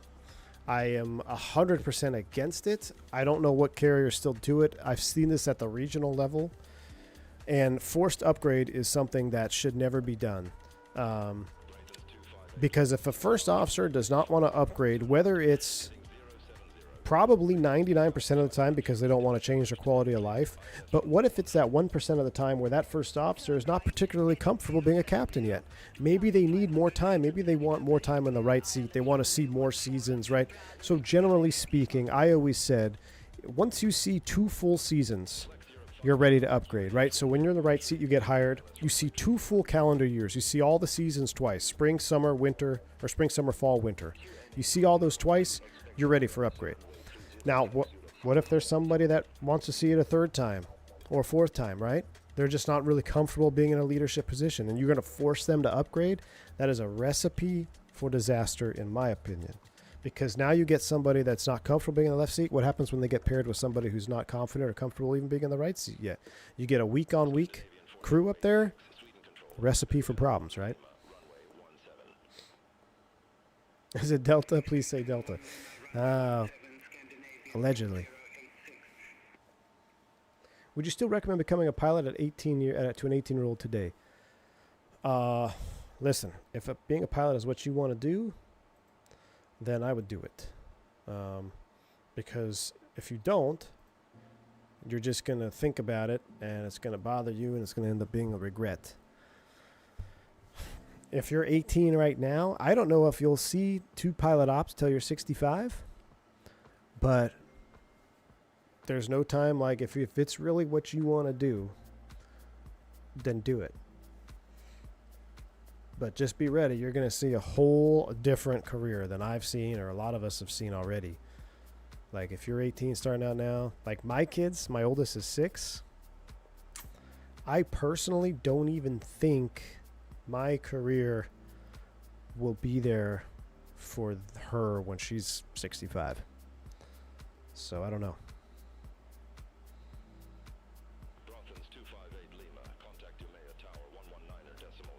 I wouldn't recommend a junior upgrade right now. The old reserve system was a no-brainer.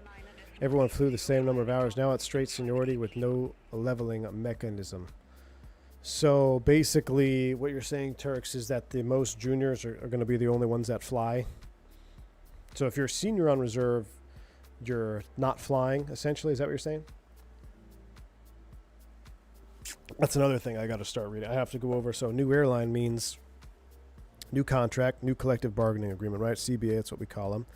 And all the stuff in there that you basically live and work by, I have to learn over again.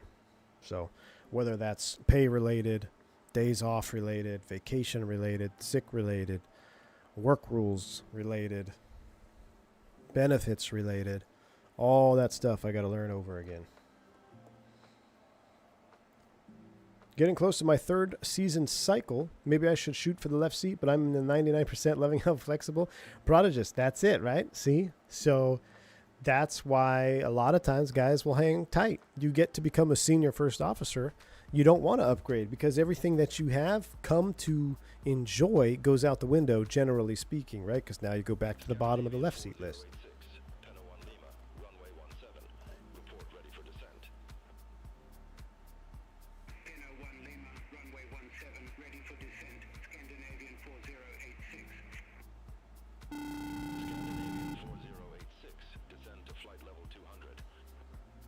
Turk, thanks for $2 super chat. How much would it take to get fake Turks banned? What? Oh, because we have Turks and Turk in the U.S. Thanks for $2 super chat, man. I'll just have to start calling you Turkaren so we don't confuse them. Turkaren, the U.S. Thanks for $2 super chat, man. Junior pilots will be doing 85 hours a month. Senior guys will have to go through the sims for landing currency in the slow seasons. Wow, that's wild. That's like that's crazy, man. There's no leveling system. All the Turks are taking over the chat. Maybe we should fly Turkish A350. Swim and climb. When you move company, do you go straight into the no, nope. Straight to the right, straight to the bottom, baby. Straight to the bottom.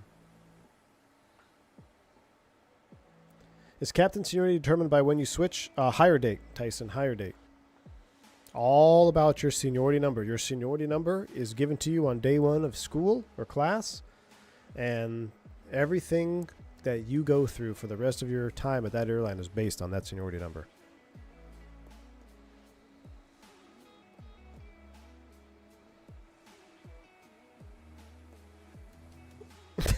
Jeez. The Turks are coming. The Turks are coming. So on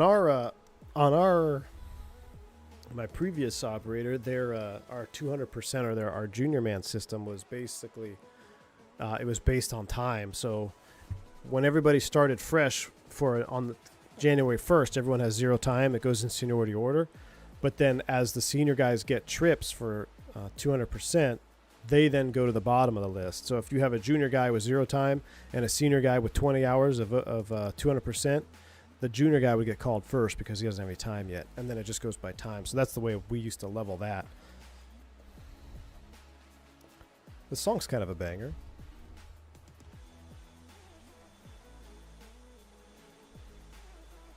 What happens if it gets dark, Chad?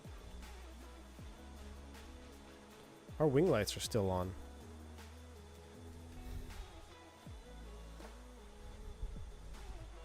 Ready for a walk around in MSP? I wouldn't mind an MSP walk around. Go get some donuts. So even if you stay FO for a while longer, you could switch and not be at the very bottom. Exactly, Tyson. That's why guys hang tight, right? So they hang tight in the right seat until they have the seniority where they have a little bit better quality of life and then upgrade. So for example, there's a couple different reasons you would hold out for it. Number one is a base, right?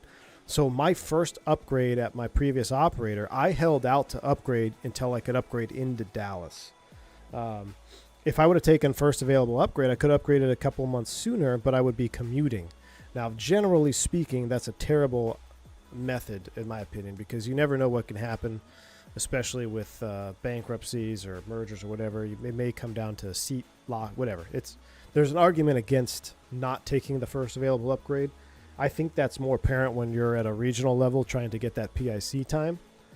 But when you're at a destination airline, you got a little bit more leeway because typically a lot of bad things won't happen at the same time unless you're flying for my last operator. But so I held out to upgrade until I could hold it in Dallas. Now there are people that will hold out to upgrade until they can hold a line. So if you're on reserve, you don't want to be on reserve if you upgrade, so you hold your line as a first officer until you can see where you would be as a captain. And if like, okay, if I upgrade now, I'll be able to have a line and not be on reserve.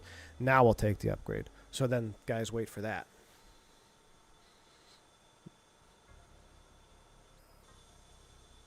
And it's a shame that they're exiting Sky Harbor for sure.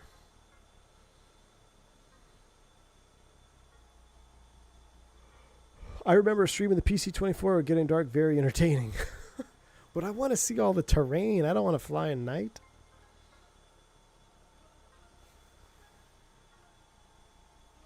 Oh yeah, Mr. Martini, I'll let you know. When a merger happens, and let's say you and other pilot from a different airline are the same hiring date. So this is where it gets messy, Jamesy. So when a merger happens, you have to integrate seniority list. Or it's called SLI, Seniority List Integration. And this is typically negotiated by the unions, the respective unions for each operator that are merging. And the rule of thumb is it's not going to be finished until everybody is equally unhappy with the results. So sometimes they do date of hire for the most senior guys because they're the ones negotiating and they look out for themselves. And then there's some type of integration in the middle of the list. So like, okay, so our airline has been around before longer than your airline, so we're going to do 2-to-1. So we're going to have 2 guys on the list, and then you could have 1 guy. And then we have 2, and then you have 1. So there's an integration like that. And then it gets all the way to the bottom, which nobody cares about the bottom people, and then they probably just staple them on in seniority or in a date of hire.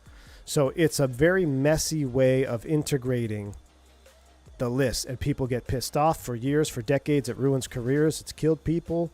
TWA got stable to American. There were guys that killed themselves. Like, it's a very messy, and it's a very what's the word? It can be a very aggravating time, and then you got to integrate lists. So mergers are typically ugly, and it's not complete till everyone's pissed off. But yeah, that's seniority list integration, SLI. My first carrier was a commuter. Hop onto the right seat as long as I could to keep commutable steady. There you go. Nice classic jet. Premium is done straight seniority, but pilots have to choose to pick up straight or 150. So you can sneak in a pseudo 200% trips on. Pick up, okay. So pick up a straight pay 2 day with just the deadhead back on day 2, and instead deadhead back on day 1. 2 days of work for. Yep. Okay. Cool. So you can get released. Can you get released from deadheads, Turk? So what's the process for that? Like same scenario, right? You have a trip. It's a 2 day with just flying on day 1, deadhead on day 2. When you get done with flying on day 1, what's the release? Do you just, can you call them and be like, hey, can I get released from that deadhead, or how does that work? Scandinavian 4086, contact Polaris Control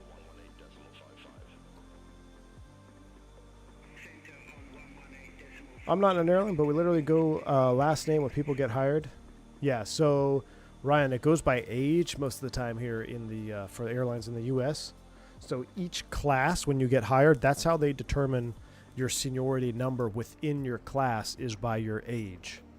Some airlines go by the last 4 numbers of your social security number, but generally it's age, because the thought process is, well, the oldest guy in the class is going to retire first, so we should give them the early or the better seniority because the younger guy is going to be able to outlast that older guy. Spurious Punch, indeed, man. The A300 on were we on? I think we were on Iveo, right? Dude, A300 in Germany was scary. You sent a message that you're no-showing, deadhead to crew tracking. Okay, cool. Most of us wait until we're in the alternate deadhead. Yeah, that's good. Okay, all right, very cool. Wait, you can book yourself on a positive? Wow. Interesting. Very interesting.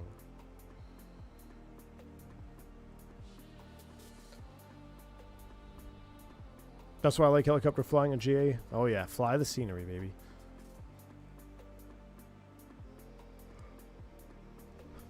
We're not happy till you're not happy. Say more.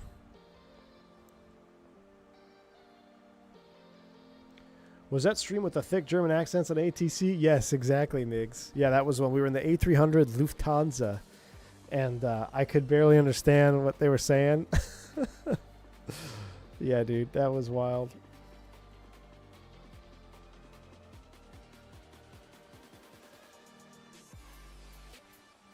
You could even book yourself onto an alternate deadhead in flight? What?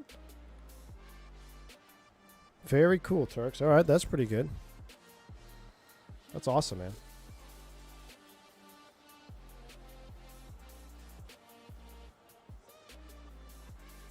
Tromso 85 Echo Alpha.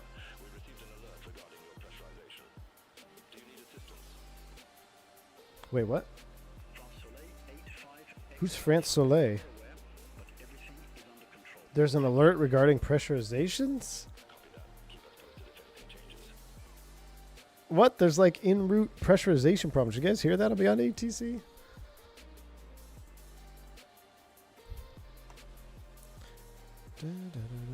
Top of descent in 150 miles. 14:49 at the destination. Time now is 14:40. So we got about 40 minutes here in level flight. As we watch, though, I gotta turn that wing light off. Hold on. Where's the wing light at? Logos are off. Oh. Got you. Got him.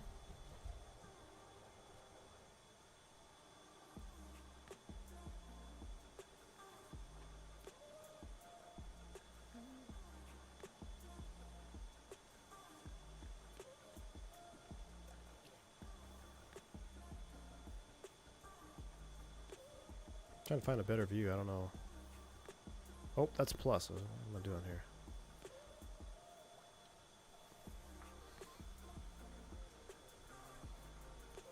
Beyond ATC. Yeah, beyond ATC. In the MD, is the MD worth full price, or are they holding back from getting us the price? Ah, man. Marcus, I tell you what, dude, I will tell you that for what you get texture-wise and sound-wise, it is not worth the price. If you end up buying it and you also buy the sound pack and you figure out how to get liveries to work, I can guarantee that you're going to like flying it. It's a fun airplane to fly. It flies great. It's very unique. The cockpit is unique. But I think it's overpriced for the problems that it gives you when you first buy it. The default sounds are atrocious. You might as well unplug and rip your headset out of the computer. The textures are not the best. You know, I've showed you the guys here before. Now, they are working on them, right? The wing textures, the level up 737 has better texturing in X-Plane 12 than this does. Now, you got to keep in mind, though, these textures were made for FS9 pretty much.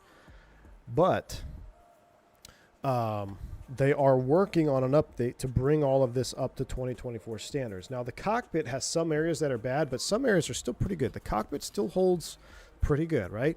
Now, where it gets a little is you zoom in here, right? Like, this doesn't look all that great. Level up 737 X-Plane 12 is better than that. But when you're in the cockpit flying, it's still pretty good, right? So there you go. There's some juice shots. So you'll have fun flying it. I think it's grossly overpriced for what you get out of the box. They need to clean it up.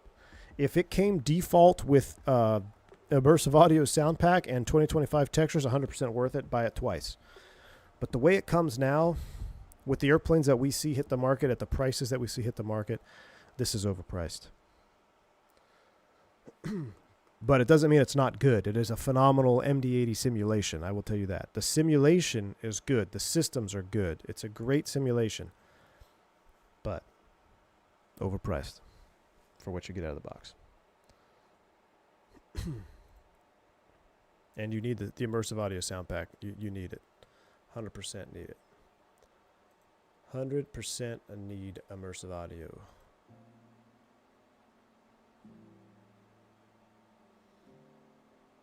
What do SAS folks listen to, music-wise?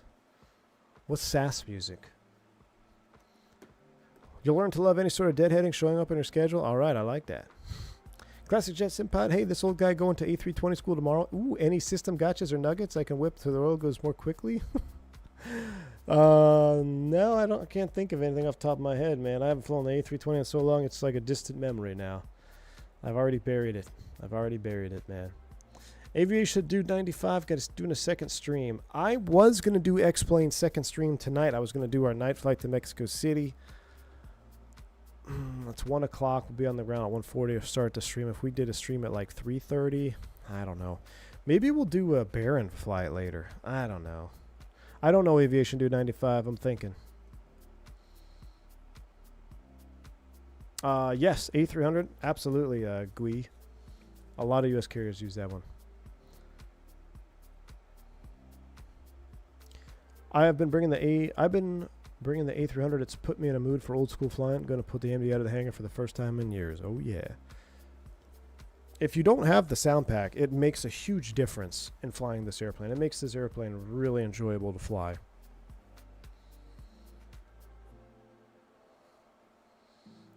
Techno, Ramstein. What's the next big add-on scenery you guys are looking forward to? 747.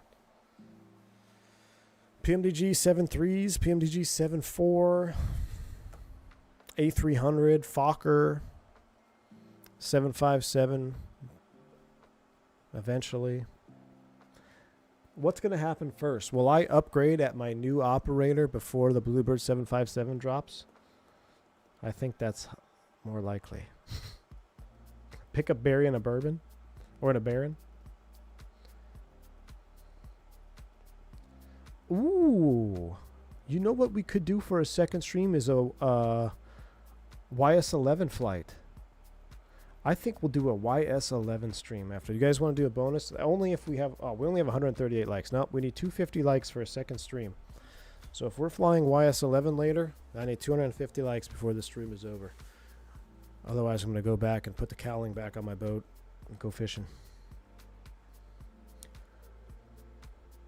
Is the Mad Dog more difficult to fly? Yes. I I wouldn't say difficult's not the word. There's just way more to do, and it's very unique. Like, you do things in the Mad Dog that you can't really do in an Airbus. Like, you don't fly. If you try to fly the Mad Dog like an Airbus, you're gonna pull your hair out. So you got to fly the Mad Dog kind of like the Mad Dog wants to be flown. Really want some black square? I'm just too tired after work. I hear that, man. Sam, what's up, man? Sam, I can't believe you're gonna go interview and you're gonna leave me. You won't be my FO now. Can't believe it, Sam. Have fun. Dead to me. All right, Zach, take it easy, man. Top of descent. 149 miles. 20 minutes.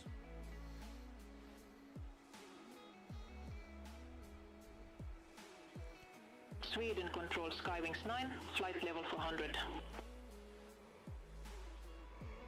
I think the MD80 is way easier to land than the 7.3. Really? Well, the 7.3... Well, I haven't flown a good PMDG, good 7.3 in a while. I know, Sam, I'm just messing. But I know you're going to go there. I don't blame you, man. I mean, they're a great company. But here's the thing, Sam. I know firsthand 2 people, and I know 3 people secondhand that have left that carrier for 2 others, which is kind of unheard of.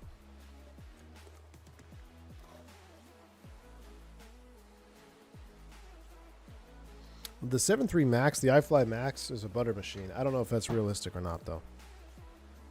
Every time I'm on a wingnut flight, he's always smashing the landing, so I don't know. He makes it seem like it's much harder.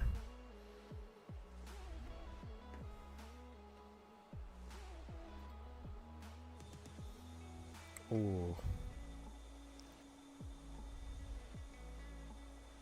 Chat. That is beautiful. Look at the terrain down there.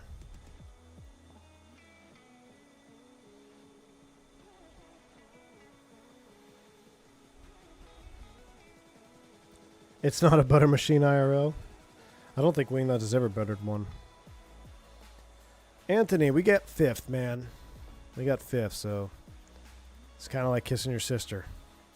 It was a real tight race, though, man. Half a pound, we would have been in second. Half a freaking pound. We got onto them late. We finished first day. Day 1 on the first lake, which we hadn't both of us, we hadn't fished it in like 5+ years. We held our own. We ended up 5th on the first day, which is good. We were within striking distance. And day 2 on Lake Louisville, which is one of my favorite lakes. I lived on Louisville for a while. I know it really well. We just figured them out late. We had 5 fish, but they were small, probably weighed like 4 pounds at 1 o'clock. And we figured them out late. I'm not going to tell you what we did because I'm going to fish another tourney on Saturday. But we figured them out late.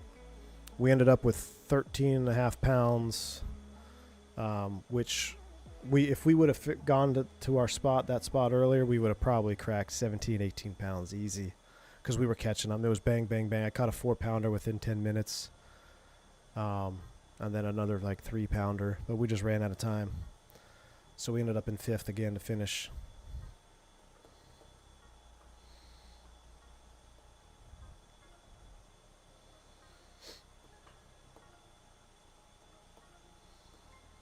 But if we would have fished the Texoma tournament, we would have finished 2nd in Angler of the Year, like 5 points behind the guys who won. There was no way we were going to catch the guys who won, but we were solid in 2nd. So then we just no points for 2nd place, right? So we skipped the Texoma tournament because that was no one wants to fish Texoma. Are you a forward-facing sonar guy? I use it. I hate it. That's how I started catching them late. Went to a spot. We found them chasing bait. I use it because the tournaments, if you're not using it, you're going to put yourself at a disadvantage. But I hate fishing that way. I hate fishing that way, man. I don't like it. I'd much rather just fish the old school. I said it's old school. I'd much rather just fish. To me, fishing means you have to go through the motions of fishing to find fish. If you just scope and look around and don't throw your bait until you see a fish on live scope, that's not fishing. That's scope. To me, there is no difference between live scoping and spotlighting for deer. It's the same thing. You're literally spotlighting underwater for bass. So, yeah, beats a bad day at work. That's true, Anthony. It could have been a whole lot worse. It could have been, and it was a super tight race, man. Like I said, there was a half a pound, not even. There's like, I think it was 6 ounces that separated second place from 8th place. So it was super tight. Fishing the magenta line. The fly-by-wire fishing, indeed. Why do you guys do tournaments there? What do you mean? Oh, if I don't like the... Oh, well, some people like Lake Texoma. I can't stand Lake Texoma. Tex Ocean, dude. It's massive. It's overwhelming. I don't ever spend enough time out there to learn it, so I'm not very good at it. That's why I don't like that lake. But there are guys that love Texoma. Ryan, I did. Yes, I did. You fished the Texas Team Trail. Not this year, Bell, but I have, yes. What I need is for my phone to ring with the start date ASAP. Sam, so what date was your CJO? What's crazy, dude, I got called like 2 weeks before anybody got called from my date, which I was, so I don't know, I must have got super lucky, man, because when I posted that I got a date, everyone was like, wait, really? Nobody from Mars, the early morning Denver, nobody got called. So I felt extremely fortunate. That's probably going to be a couple more weeks, I would imagine. Is the window open on the right side? No. Kind of looks like it though, doesn't it? I mean, this is a beautiful sunset here. I don't want... Maybe we should have wind the time back and land at sunset. Sim time is 14:17, so 15 minutes TOD.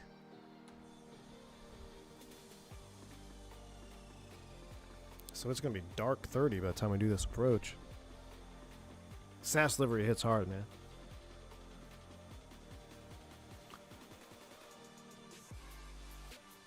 I'll rewind it after we get closer so we can see the nice terrain. Adam, this is the Bruner force feedback, yo.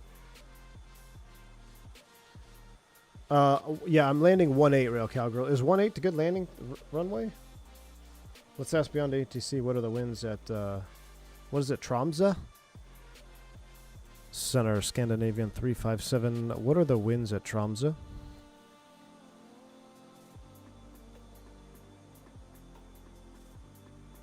No, this is wound time back because it's pitch black real world right now.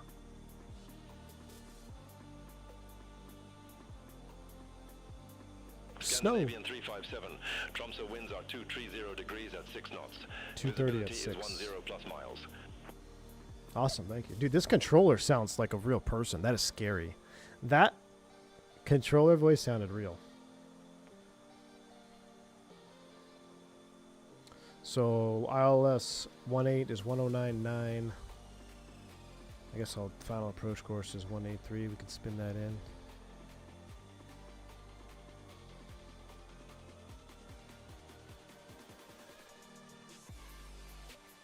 When are we flying the Duke again? I don't know, man. Wow, look at this cockpit view though with the sun behind us. I mean, that looks so cool. That looks...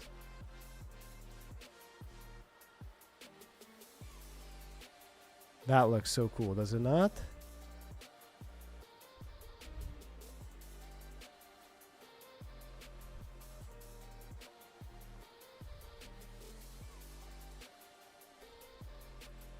We can see her. 3 greens. Good day, legends. Good day, sir. Good day, or should I say, good day, mate. Throw another shrimp on the Barbie. I did a tour on the coast of Sweden and Norway in the Duke. Oh, man, I bet that looked amazing. I'm using Microsoft 2024. Does Microsoft 20 work on liveries for the Mad Dog? Some do, Tanner, yes. You just have to install them in the 24 liveries folder in the documents section. It's such a pain in the butt, dude. But they do seem to work. There are a handful that will screw up. I tried to put one in there, and it actually bricked my sim. Like, I literally could not launch the sim. So I had to delete it from the community folder, and then my sim would work just fine. It was really weird. I can't remember which livery that was. I'm trying to think. But the majority do work. Well, D-Doom, that's the problem. The formation flying is no longer because of VATSIM.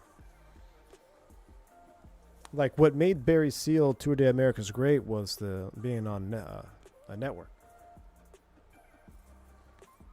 Which is ironic that we didn't get in trouble for that. Just got in trouble for... Or nobody got in trouble, really. They just... I don't know. Multiplayer, too many trolls. I'm toying with the idea of Iveo Standard, though.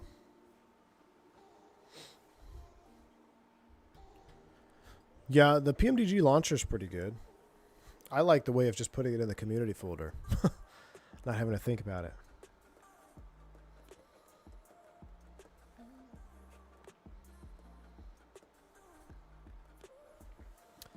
it. Spurious, so they IP banned me. They IP banned me after multiple stream snipes, and then they decided to just IP ban me. Now, I could VPN it, which I still might. We'll see. We shall see. Yeah, the community folder, and then it gets bigger, too. Better be plugging the Cali Crew V1. We're working hard over here. Zippy, hey, Zippy, I saw you your Cancun landing there. Pretty nice, man. Pretty nice. Testing out the stick shaker. No, I'm just kidding. What happened with the throttle control failure on this last landing? I was watching that before the stream. Who's flying on Cali Crew right now, Zippy? Is somebody flying right now?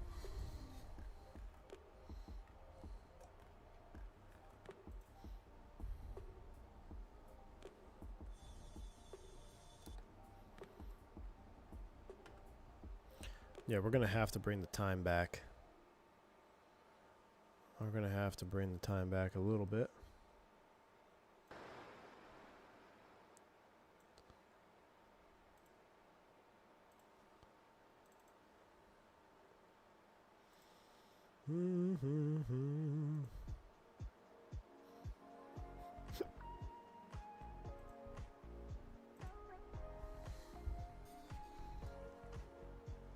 Scandinavian 357, Sweden control, expect at Wig 1 Mike, runway 18. That's what we got. Expect at WEG 1 Mike, runway 18, Scandinavian 357. That's what we got.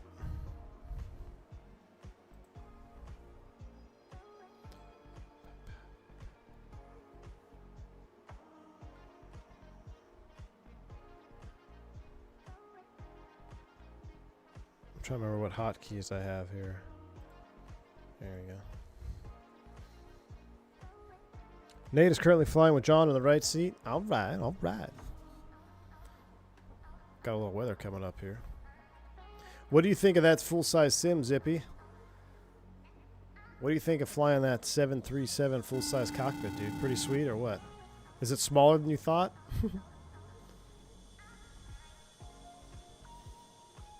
Scandinavian livery hits so hard, guys.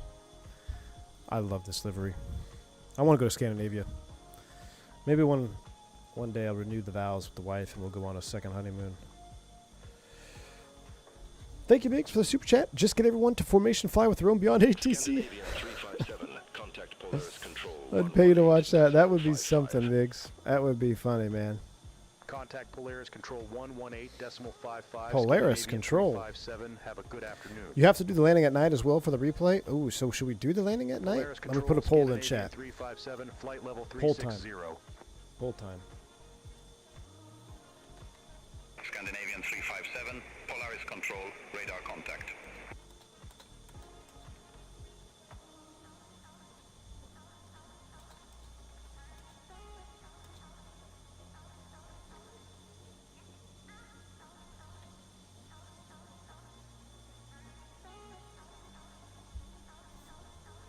All right, we're going to just keep time as is, let it get dark, or we're going to wind it back. Vote now. It's so cool, man. Not as small as I thought, but anyone that says they could fly a real plane could go kick rocks. I told you, Zippy. Well, I didn't tell you, but I've heard that too. I mean, once you get in just the little nuances of getting in an actual cockpit, right? Different ball game. Different ball game. But that's awesome, Zippy. Migs, thanks for the 7 Canadian. Just get everyone. Oh, I already read the one. Thank you, though, Migs. Appreciate you. I normally check them off as they go through here. You should try Alitalia MD80 Loc approach with 40 offset visual. Where is that? So I had a family. Oh, I forgot. I forgot to acknowledge it. Hold on, let me acknowledge it. Twig 1 Mike, runway 1. I had a call when ready, family Scandinavian 357. uncle, I think. Flew for Alitalia. Yeah, we should. Alitalia livery probably looks pretty good on the MD80, right?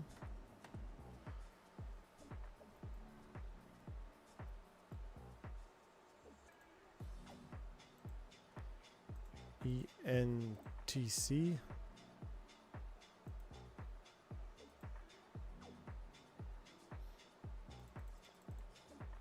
Atwig, Nornu is at 5,000. We are approaching. Scandinavian 357, descend to flight level 230. Roger. Descend to flight level 230, Scandinavian 357. Vertical speed 500. Down we go. I love having an MCP, man. It's so cool. All right, down we go. 230 is armed. You should do Zebo with Zibian wrong side. Ooh, I won't do Zebo because I'd rather gouge my eyes out than look at that airplane. But I'll do. I would love to do multi-crew 7-3 ops with either one of those guys. It'd be a lot of fun. Thanks, AJ, for the $3 super chat. Zebo's dead to me, dude. The Zebo is so gross looking compared to what I've been looking at in X-Plane with the level up. I can't do it. I know it flies amazing. I know it's vetted. It could be a level D 737 for all I care. I just can't. I have zero motivation or excitement when I sit in that cockpit, man. Dead to me. It will make me want to uninstall X-Plane 12 and never fly X-Plane 12 again. That's how I feel about flying the Zebo. What does the poll say? 59% say let it get dark. Chat, we need more votes. Come on, only 92 of people have voted. Open the chat box and vote. Chris, what's up, my man? It's going good, dude. We're starting our descent down into Tromso. Open up your chat box and vote. Help me get it here. We need to get a majority so I can end the poll.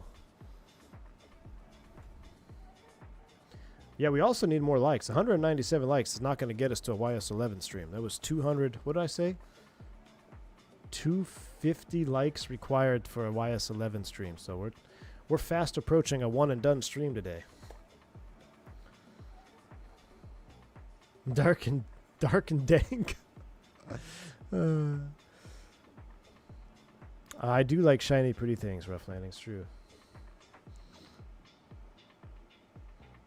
Continental livery on MD80 is baller. Yeah, Continental livery is good. Obviously the bare metals, dude. Aero Mexico, the orange one, hits hard. American, obviously. US Air. You know what else is good is the was it Trans World, the Globe one? That is good too. 1 like for 1 dono on the stream. 1 like for 1 dono on the stream. What does that mean?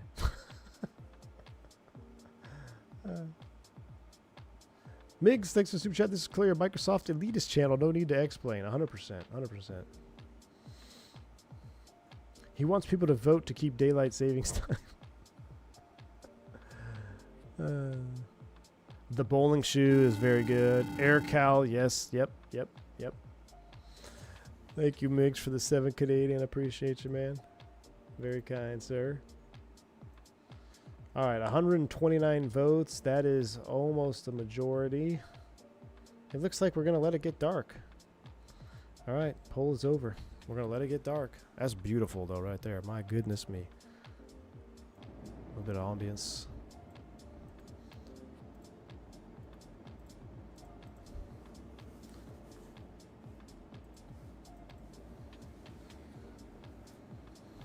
Parts of the Scandinavia has no direct sun in winter. Svalbard is already in the winter darkness. Really? That's crazy. Look at that. Is that that's a lake, right? Or is that part of the ocean? I don't know. It looks like it'd be really cool to have a boat out there. I have no idea where we are. That just looks beautiful. That's the ocean. The fjords. Dude, that's a large body of water. I remember one time I took off out of Chicago, out to the east, and I was the first officer. I was at my regional, and I took off, and I looked over at the captain, and I was like, man, so what ocean is this? Let's mess with them. Commercial flying in the Arctic during winter is something I could only imagine, dude. A lot of nighttime flying. A lot of night hours. I bet SAS pilots have a lot more nighttime on average than American pilots. Sounds like an Acme pilot.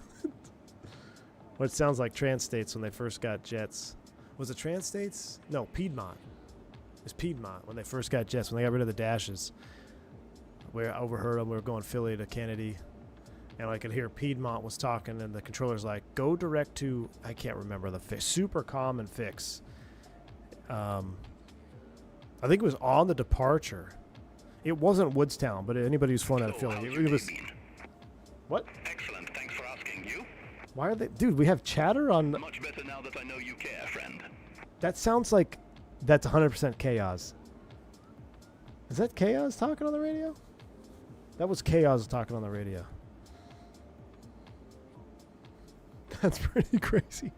Oh, chat, we need to start descending here pretty soon, right? Widerøe 2 Quebec Romeo, Barbie 1 Mike, runway 18, report ready for descent. Atwig, Edinburgh. Barbie 1 Mike, we need to go runway down. 18, ready Yeah. for descent. I'm here Widerøe vibing. 2 Quebec Romeo. I'm here vibing. We gotta put Widerøe the 2 music Quebec down. Romeo, descend to 5,000 feet, QNH 1001. We need to start descending. Descend to 5,000 Gilgu feet, is at Widerøe 2 Quebec 8,000. Romeo.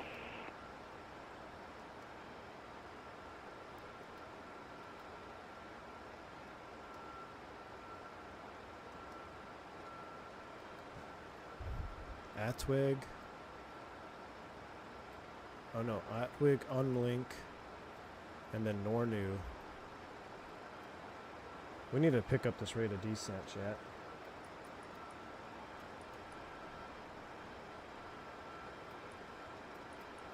Wow, I got here just messing around. Vertical speed 2,000. Scandinavian 357, descend to 5,000 feet, QNH 1001. Descend to 5,000 feet, QNH 1001, Scandinavian 357. All right, 5,000 is set. And what we need to do is essentially clamp it at idle, and down we go. Right? Let's go ahead and get the seatbelt signs on. Oh, I never turned them off. My bad. All right, those are coming on. Let's take a look here at the rest of our stuff. 1099, 183, we've already dialed that in. We're not going to need to do the procedure turn because we're coming off of Nornu. 4-degree glide slope. 321 on the mins. Expect radar vectors. RNAV Zulu runway 20, Widerøe 7 Romeo Bravo. That is 100% chaos talking.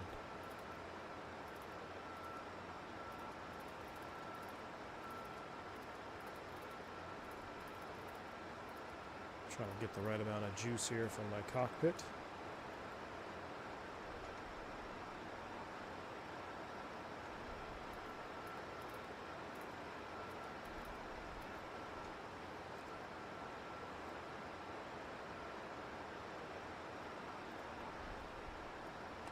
All right, down we go. So we need to tune this in 1099 as well. VHF 1099.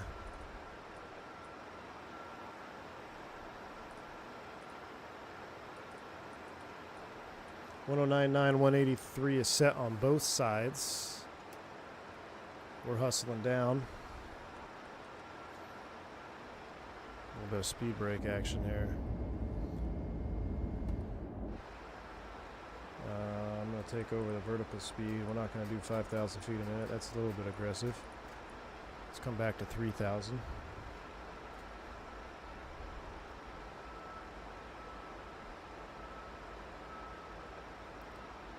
Unlink 230. Where's Nornu? Nornu is at 5,000 at or above. I'm going to make Nornu a hard 5.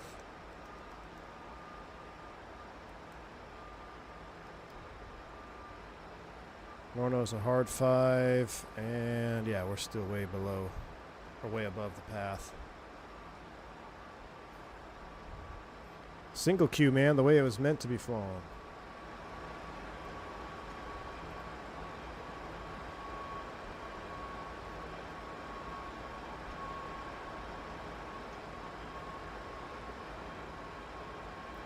What did we say? 307.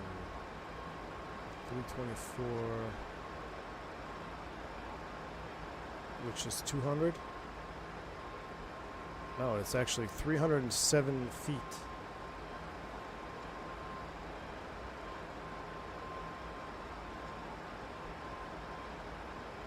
Side slept a bitch, yeah. Alright, 307 DH is not set. 307 set.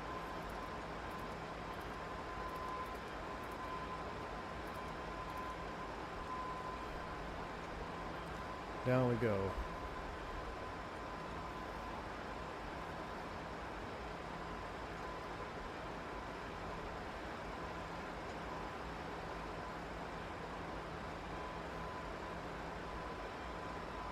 Now that you love this plane, I know of a museum near you with a cockpit I want to go look at.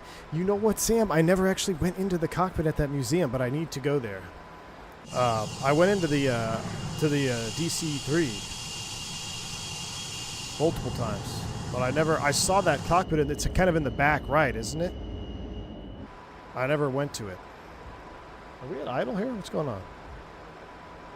Yeah, we are at idle.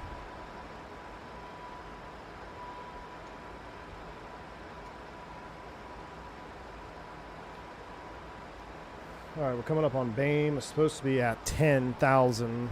We're getting there. We're looking good. Ooh, a little bit of turbulence. Wow, look at the windmills down there.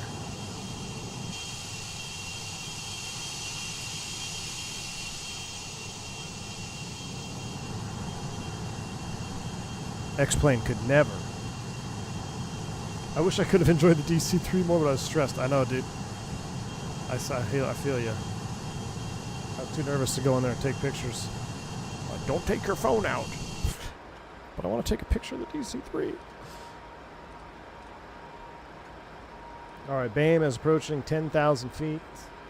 We are 10 from BAME. We're 35,369. We're getting close, chat. We're getting close. We're catching back up. We're already at 250 knots. What's transition level?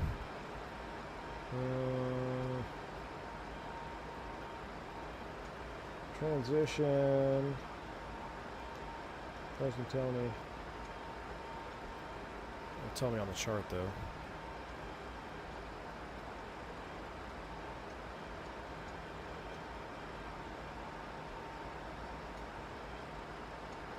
$7,000 feet.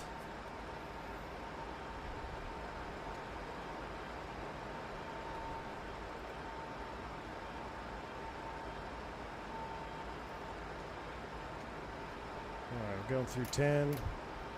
I'm going to do all this now so I don't forget. I don't know what SAS's procedures are.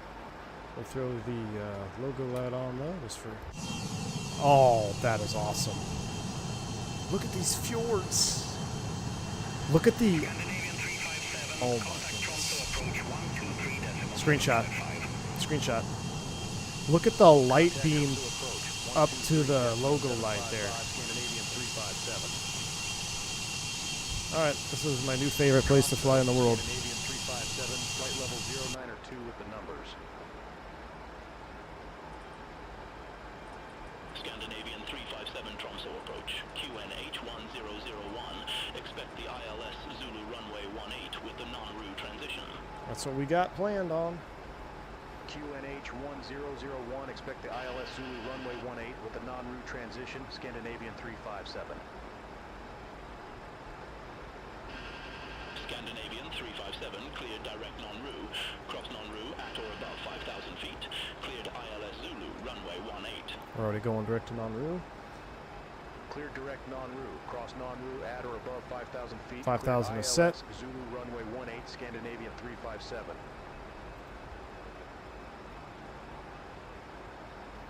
All right, we're set up for landing cam, but I'll just keep you like this for now. Non-route at 5, which we're there. We're going to stay in RNAV mode. I need to get flight recorder ready. We're about to go into some potential icing situation. So engines, airfoils are coming on. There's the altitude alert. Altitude capture. That checks. We're coming all the way back. I'm going to select 180. Scandinavian 69. Charlie, good afternoon, 1,000 feet. Dude, beyond ATC, voices out here are better than I've ever heard. Contact Polaris Control 118.55. Center on 118.55, North Lima, bye-bye. Scandinavian 69 Charlie, Tromso departure, good afternoon, identified, climb to flight level 190. Climb to flight level 190. Scandinavian 69 Charlie.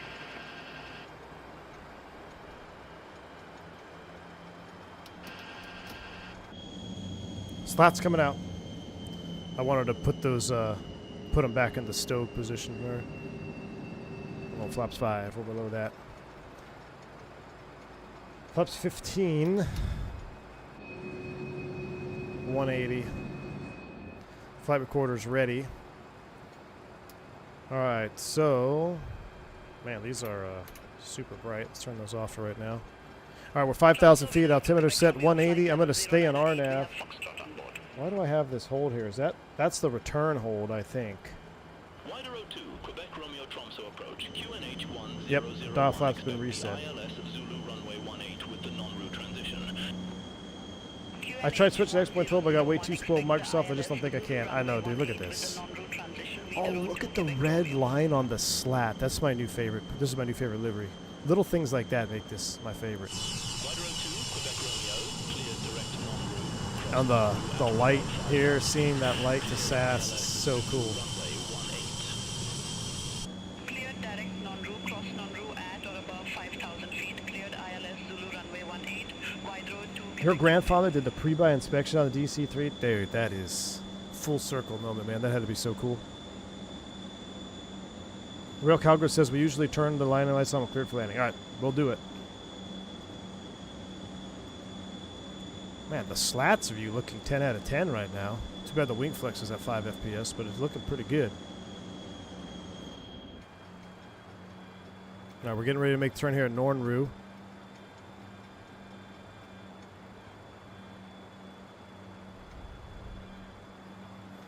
Should we do auto brake? Nah, manual brakes.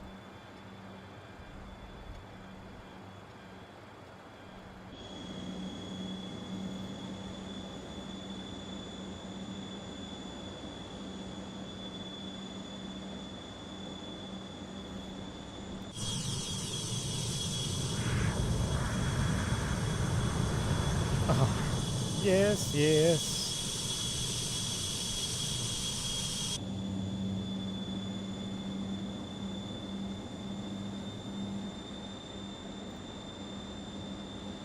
All right, Nornru inbound. Ogbot is just cycled on the FMC.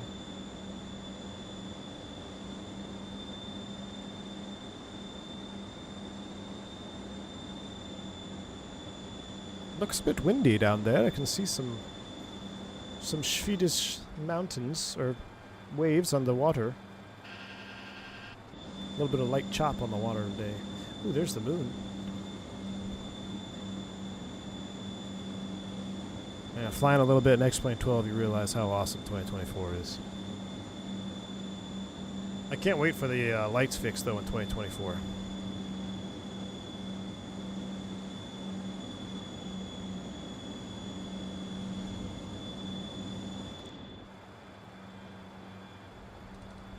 All right, we're getting ready to turn inbound. Final approach will be 183.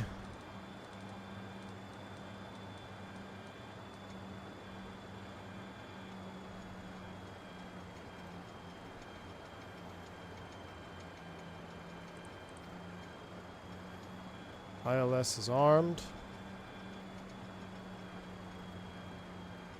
And 2500.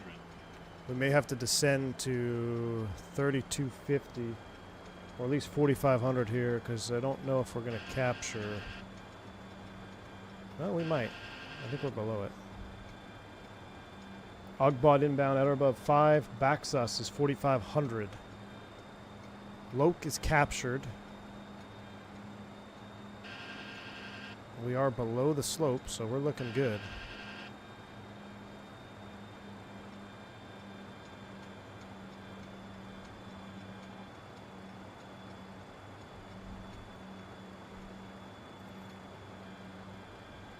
.30-knot crosswind though right now. That's a little bit spicy. A wee bit spicy. And this is a 4-degree slope, so let's go ahead and come back to 170.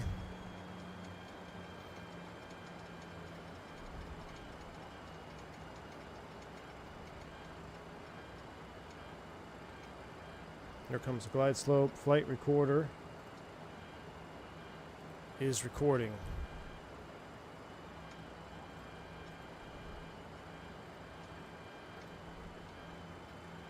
Glide slope's alive. Go around altitude is going to be 5,000, so we'll just leave it as is. Glide slope captured. Flaps 40, 127 is the ref speed. So let's go ahead and bring it back. We'll start slowing down. We'll do 127 plus 5. Gear down.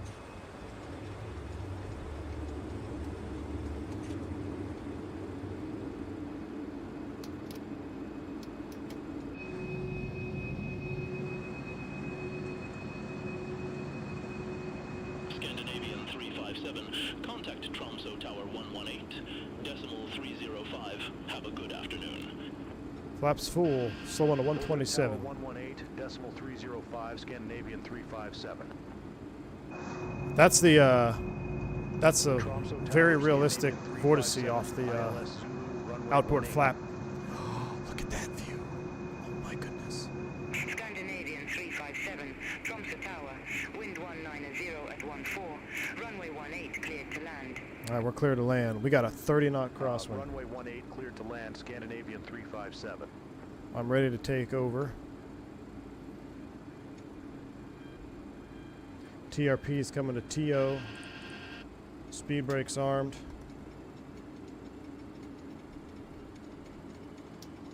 Auto throttle's off. I have the thrust levers.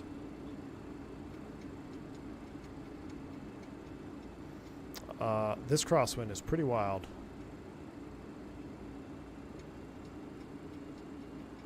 Sounds are coming up. Runway's in sight.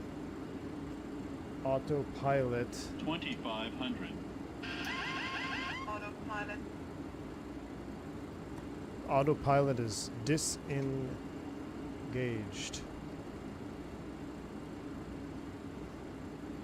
Oh gosh, speed.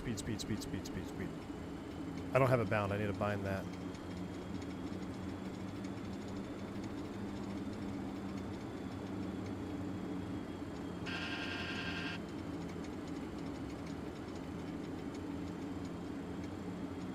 I got too many bright lights going on here. I need to turn. Yeah, there we go. I need to turn my PFD down, but I don't know where the. Is it this one? There we go. Now I can see what we're doing here. I'm blasted full bright. All right, auto brakes are off, spoilers are armed, flaps full, TO is set on the TRP, runway's in sight. We're looking good, Chad. We are looking good here. Type rate me now, baby. 4-degree slope's gonna be steep, but we're right on it. 40 knot crosswind, gotta love it. 23 knots right now, feels like 43. Oh, a little bit of turbulence coming over the mountains here. I wonder if this approach gets spicy with turbulence, because that hill to our right, my goodness, Chad, just got blasted. All aircraft be advised, information Gulf now current, QNH 1001. Wind check. Wind 220 at 10. Direct crosswind, almost.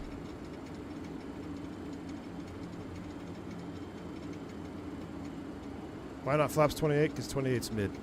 Full flap all the time, every time.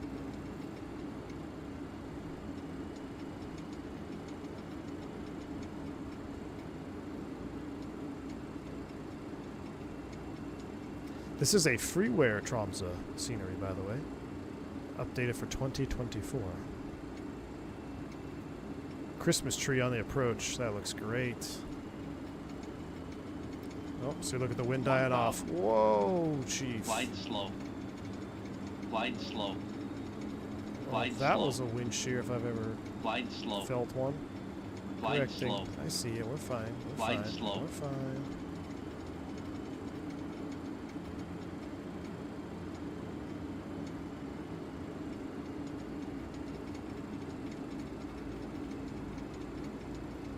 It keeps blowing me over to the left. Dude, this is wild. Correcting. slow. I see it. Glide slow. Glide slow. 500. That's a very interesting lighting configuration. I don't see those very often in the U.S. Oh, huge sinker. Huge sinker. Glide slow. Correcting, correcting, Glide correcting. slow. Huge sinker. Glide slow. 300 minimum. And now we're getting pushed around. We're gonna have to go around. To Quebec Romeo, ILS Look at that. runway Now we got all the gaining performance. There's no way. 102, Son of a Quebec Romeo, gun. We Tromso gotta go Tower, around. continue. All right, stand them up. Roger, Video 2 Quebec Romeo. Are you kidding me? Go around. Go around flaps 28. Jeez. SAS 357 going around. Positive rate. You're up. Scandinavian 357, go around. Fly runway centerline, maintain for 1,500 feet. Just over boosted everything. Runway center line, maintain for 1,500 feet, Scandinavian 357. Scandinavian 357, contact Tromso approach 123.755. Contact Tromso approach 123.755, Scandinavian 357. Tromso, Scandinavian 357, 2,300 feet. Scandinavian 357, welcome back. Continue. Continue, Scandinavian 357.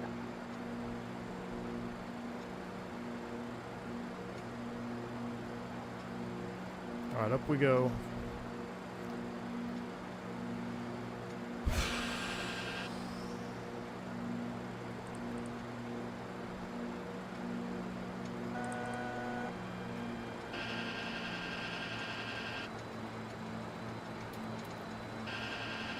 Altitude cap, nav track, leveling at 5,000. Clean up the flaps and slats are coming in. Scandinavian 357, turn left, heading 110. Turn left, heading 110, Scandinavian 357.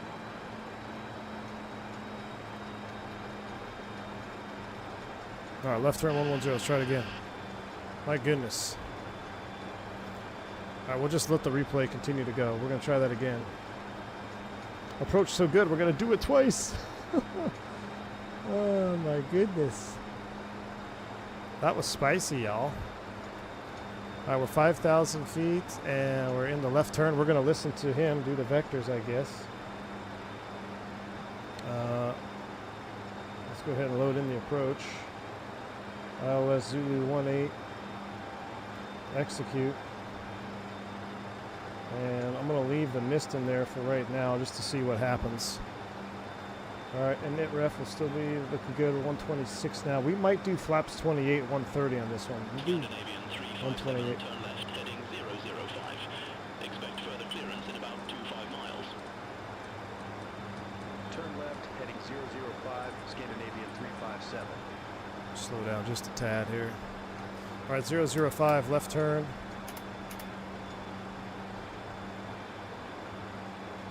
Nope, the vortices are part of the aircraft. No additional stuff there, man. Get the slats up, we're doing 230, we're fine. Alright, slats are in, coming back to 230. How's our fuel? We got fuel 5.8. I'm going to let them vector us because I have no idea what I'm doing out here. So we're going to just listen to ATC, see how they do. Beyond ATC test. But we will do flaps 28, 130. It was way too mushy. Not have near enough control.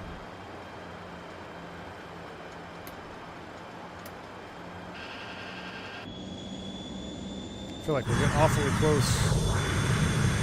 Wow. We are awfully close to the terrain over there.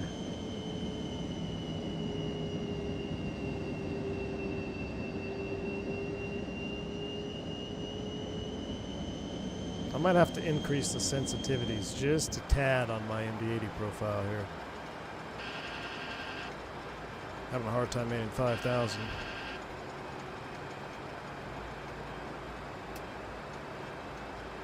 Alright, we're on vector out to downwind, so let's take it off of, let's go back SAS, bring it to the top.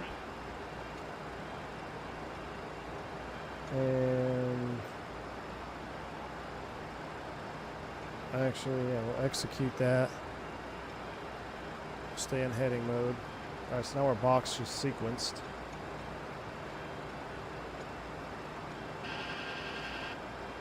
Not sure I would trust beyond ATC. You bring up a good point. Let's put terrain on ND down there.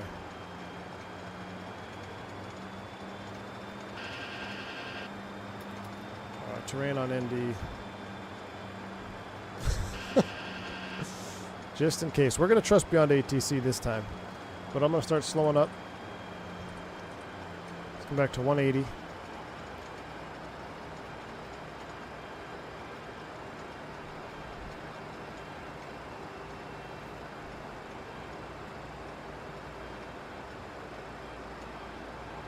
Oh, I know 3 greens. I would love a 7.3-200, man. Alright. More sequenced. Again, this time flaps 30. It's going to be a tight vector. Heading 305, Scandinavian 357. Below 220, flaps 5.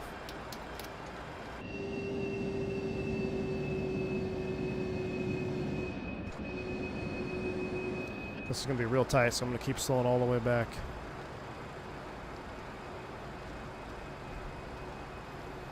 They like to keep you tight on the vector, so you got to be slowed up for it. Go one more here, 15.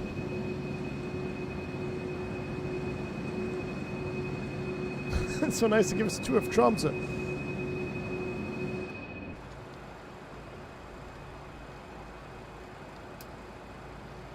All right. We're coming back to 160 knots now. 160 knots. Flaps 15. And we'll do flaps 28. So that is, I got to see again where it is on the gauge. It's all right, so 20, 24, 28. Those are 4s. Scandinavian 357. Turn right, heading 000. Turn right, heading 000, Scandinavian 357. So now he's vectoring me right towards the terrain. We'll play his game though. Stabilizer motion. Stabilizer's moving.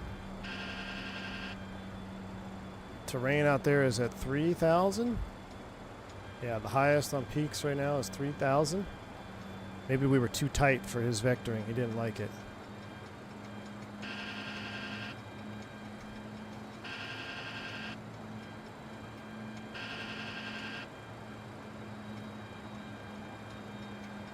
I'm getting post-Tromso stressed in order from watching this. Me too, whenever coming back here.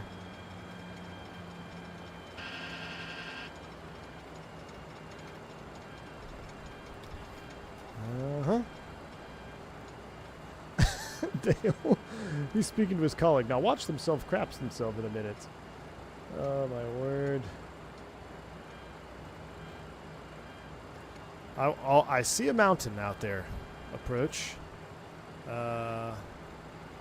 Chat. What's the highest terrain out here? Someone look at their chart. I am uncomfortable with our distance to terra firma.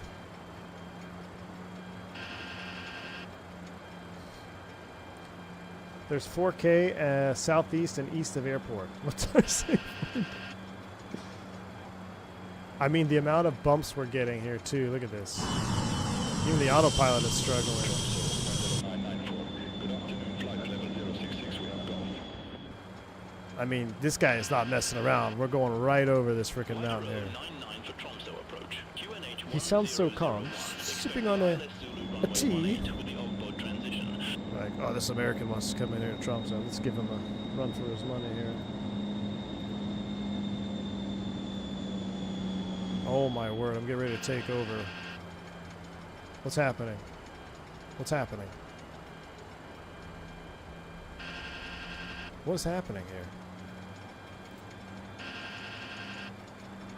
30 knots of wind over these mountains is not good. This is some serious updrafts. Chat.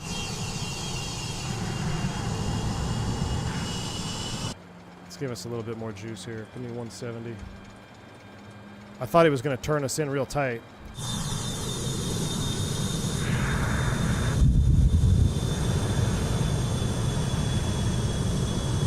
Apparently he was not.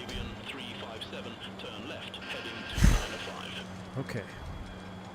At turn left, heading 295, Scandinavian 357.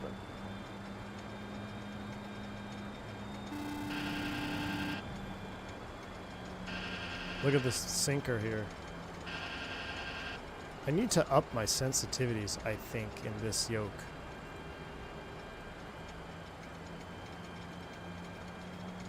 But you can only do it on the other thing, which I don't have. I think you have to reboot the sim anyway. Serious updrafts.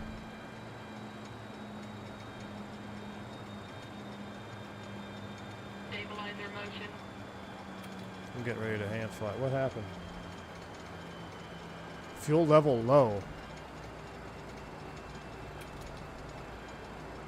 Chat. Fuel level low.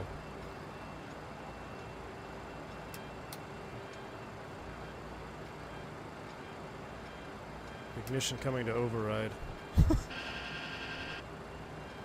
Alright, I'm going to need a vector in here. Total is 5,000. We're looking good. Maybe it was in the updraft. Scandinavian 357, 8 miles from Baxas. Turn left, heading 205. Maintain 4,500 feet until established.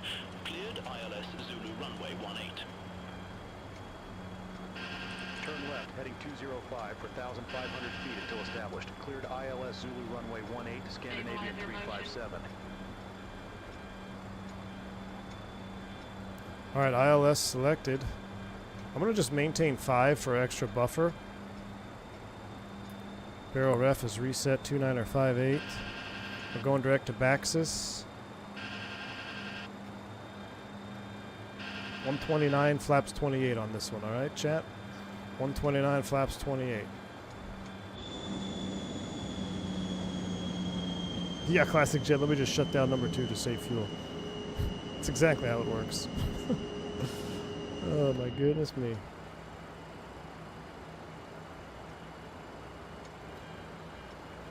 I'm sweating a little bit though, I'll be honest with you guys. I'm a little bit nervous.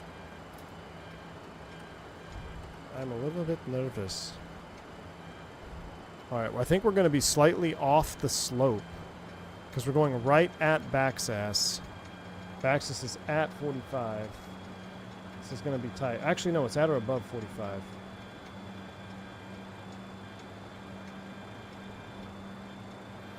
See if it'll capture up here. Goodness.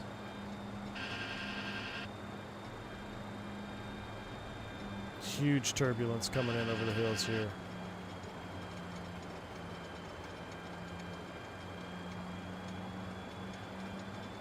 Peaks mode terrain is 2,700 feet right now, so we're okay. Glide slope's alive. I'm not seeing the loc move at all yet. I'm gonna dial in. I'm gonna dial in 4. I know it's 4,500 feet. Come on, get that localizer. Don't make me descend down. That's so close.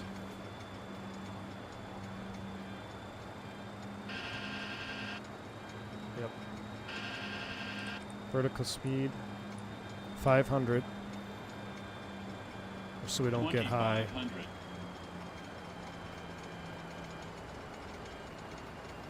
He gave us 4,500 or above until Baxis, so we're okay. Otherwise, we never want to descend off the localizer.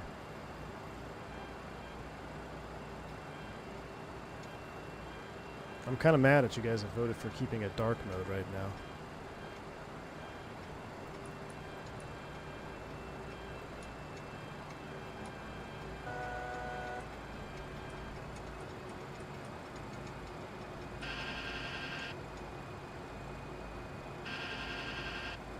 Oh, I lost the... Alright, ILS is armed. Scandinavian 357, contact Tromso Tower 118. There's 4,500 feet. Now we're illegal. We're being illegal now. Here's coming down. Decimal 305, Scandinavian 357. Tromso Tower, Scandinavian 357, ILS Zulu, runway 18. Scandinavian 357, Tromso Tower, wind 220 and 10, runway 18 cleared to land. Runway 18 cleared to land, Scandinavian 357. Where is this loc? My goodness. Here it comes. Loc captured. Finally.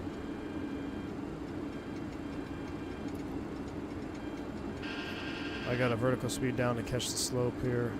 Glide slope from above. Are you kidding me? Guy gives us glide slope from above on an MD80. What were we? 128, 129. We'll call it 134. Flaps 28 is set. Glide slope capture. We'll reset glow around altitude 5,000 is set. Dude gives me frickin' glide slope from above into Tromso and an MD80 single pilot. Unbelievable. Alright, I'm gonna hand fly this again. What if I disconnect from here? No? Okay. Autopilot. Alright, autopilot's off. Auto throttle's off. 128 flaps 30 now. Or excuse me. Yeah, flaps 28, 129 with a 134 VAT. I'm going to keep my speed up a little bit. I got to put this into TO. Go around is armed. We're going to stay a little bit fast here. So when we start going below these mountains, it's really got spicy.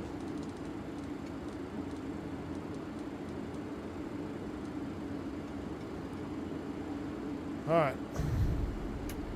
They gave us landing clearance, right? Alright. Oh, here it is.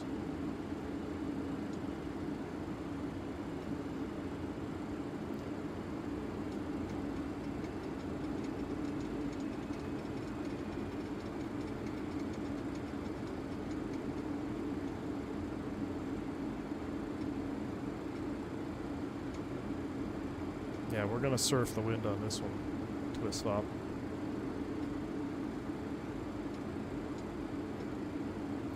Wow, she's way less draggy. I'm gonna get a little low here because I know what's gonna happen this time. Glide slope's gonna yell at us. I'm gonna try to keep it between the two dots there. I'm gonna ride this wave, yeah. Wind check.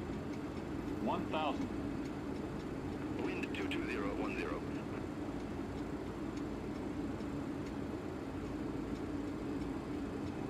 Glide slow. I know. We're doing that on slow. purpose.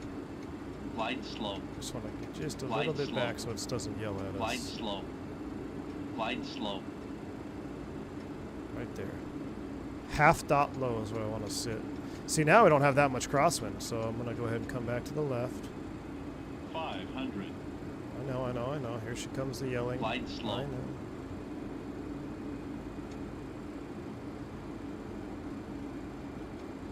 Look at that, it's trying to push us up. I'm ready for you now.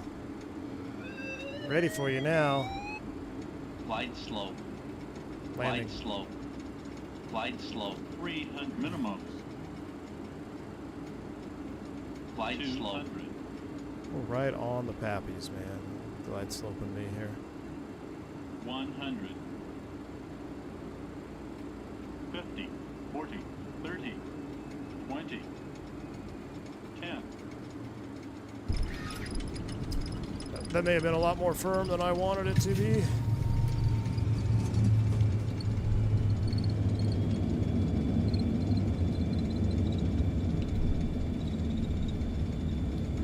I felt that in my feelings.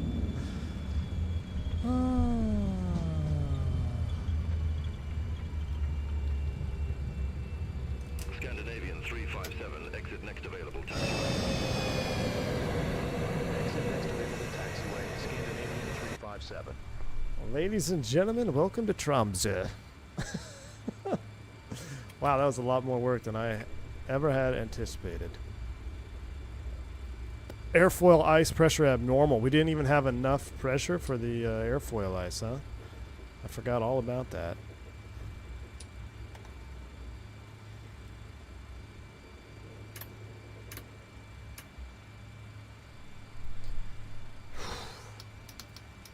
I'm stressed. I want to go home now.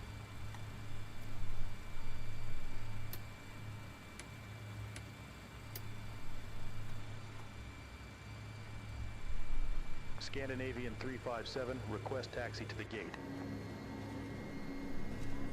Scandinavian 357, welcome to Tromso. Say parking or advise if need assignment.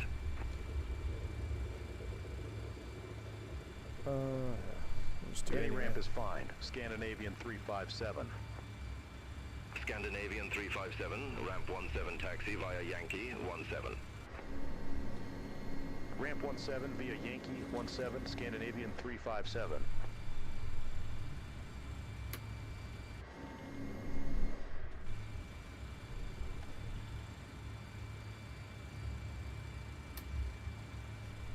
All right, we'll take it in right here.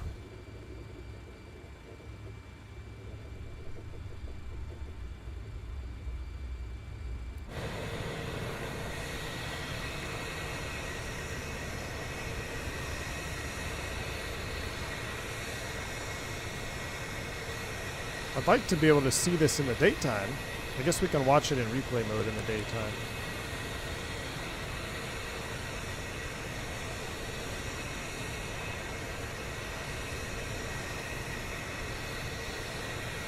Can't do my X-Plane parking cam.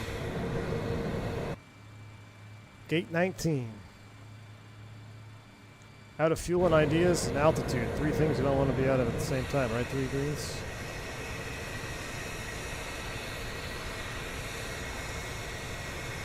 Oh.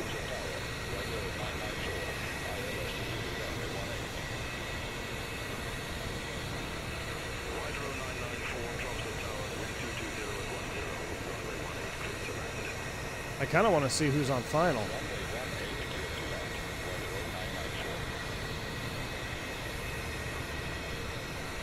Oh, we missed the ERP line.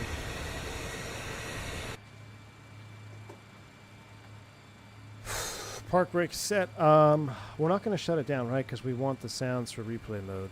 But I'm kind of curious. There's somebody on final.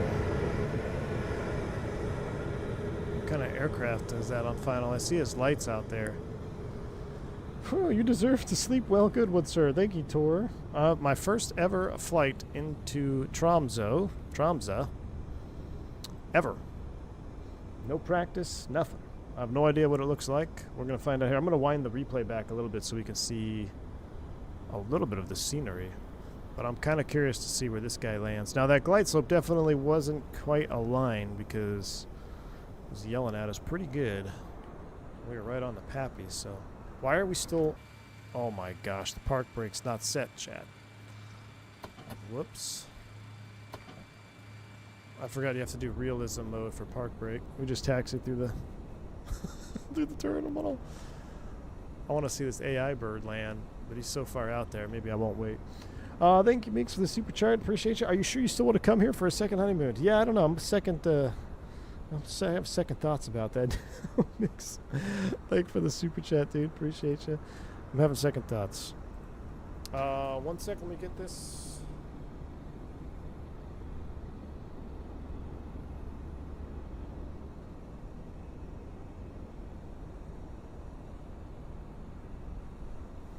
Spam phone calls there. Yeah, I'm not going to wait for this guy to land. He's way too far out. Let's go ahead and watch our replay. But I'll tell you what, we couldn't put the camera right here. So I will leave it. Camera off. Now, what I do want to do, let's brighten it up a bit. What does this actually look like? Oh, this is beautiful. This is beautiful, chat.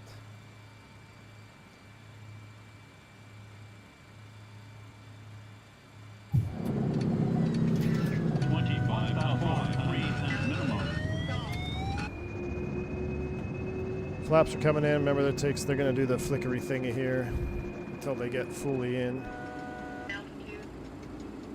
Oh, wow. This looks beautiful out here. This looks beautiful.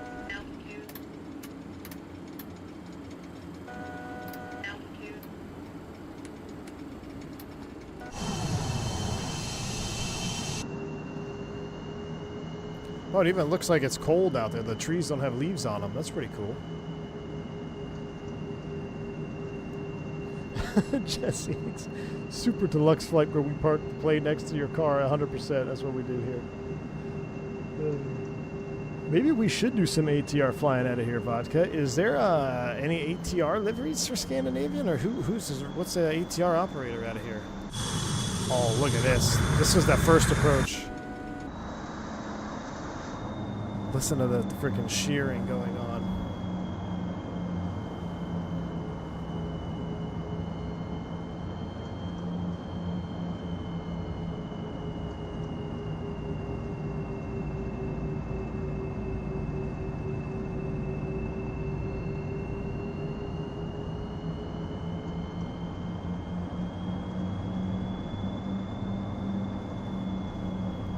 I bet this go-around is going to sound awesome. Wait, Finnair? Does Finnair operate an ATR? Finnair doesn't operate ATRs, do they?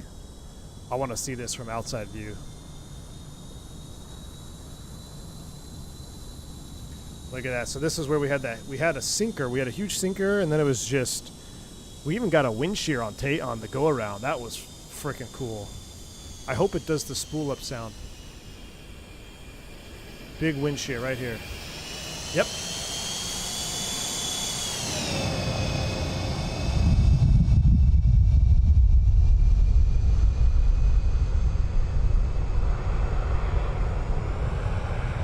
Hold on. Pause it.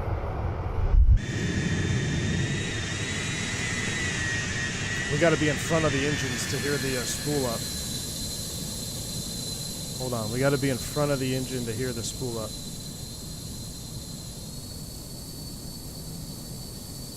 Watch this. I think this will be pretty sweet.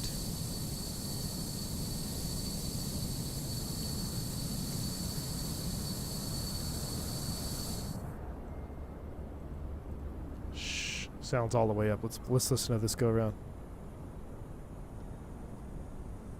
Oh, there's the Beyond ATC traffic behind us. Finnair does operate ATRs. Really? That's cool. I didn't know that at all. This is 24.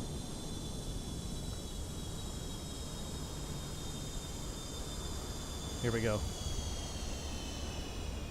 right. Nope, not gonna happen.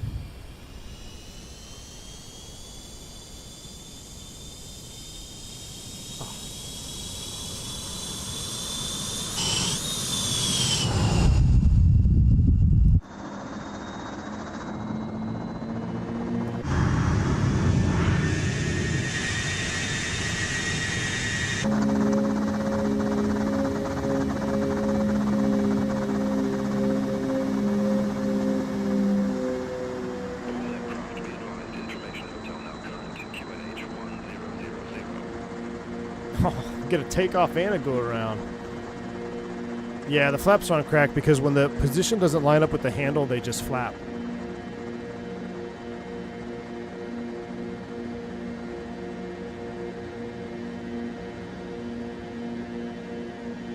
Look at that bridge.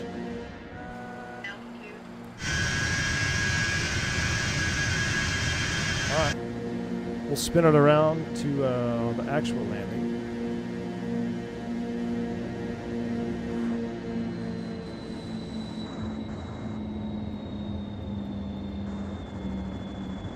See, I gotta reset the flap handle. We gotta set flaps 28.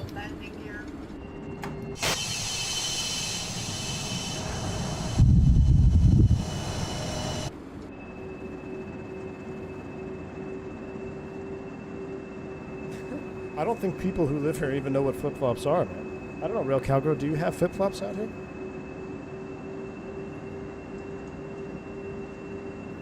I think, Vodka, we're going to call this the Scandinavian tour.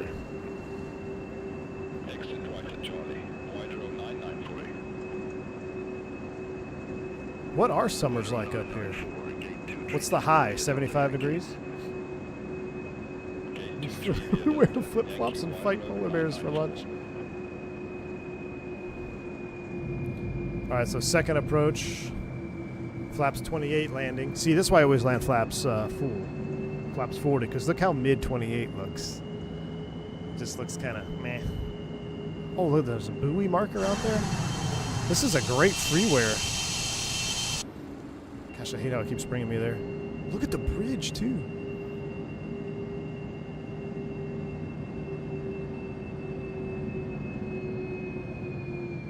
Windsock is straight out.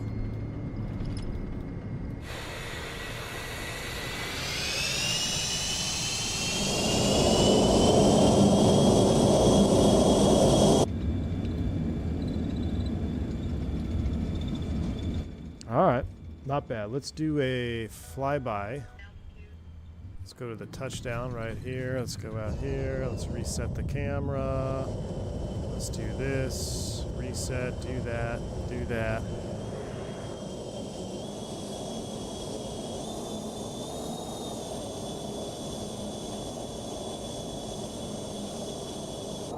F-28 ops would be cool out of here too. This is a default, this is a freeware scenery, Flight Sim TO. It's updated for 2024. It's a freeware Tromso. Norway Tour and Comanche could be fun. You're absolutely right. SAS or DAT have ATRs. See, the thing is I'd have to relearn the ATRs. Do they have YS-11s? Did anybody have YS-11s up here? Could do a YS-11 flight.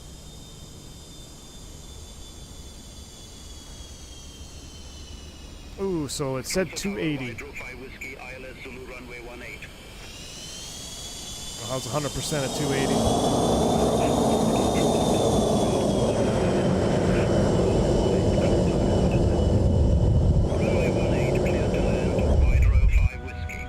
Alright. Well, I'll tell you what. That was pretty dang cool. That was pretty dang cool. I'm going to start you with the replay back here. And we'll start the sail. Because that was pretty epic. Thank you for the recommendations to come out here. We're going to do more flying out here for sure, because this is way too epic scenery to not fly around here low and slow. Maybe ATR, maybe Baron, maybe YS-11, if I can find some type of livery that would work here. We're going to have to investigate. I've never been here in real world, I've never been here in sim world, but I've always known about it, and it looks breathtaking. So there will be more to come out here in this part of the world. Thank you all who tuned in and for all the recommendations to do this flight.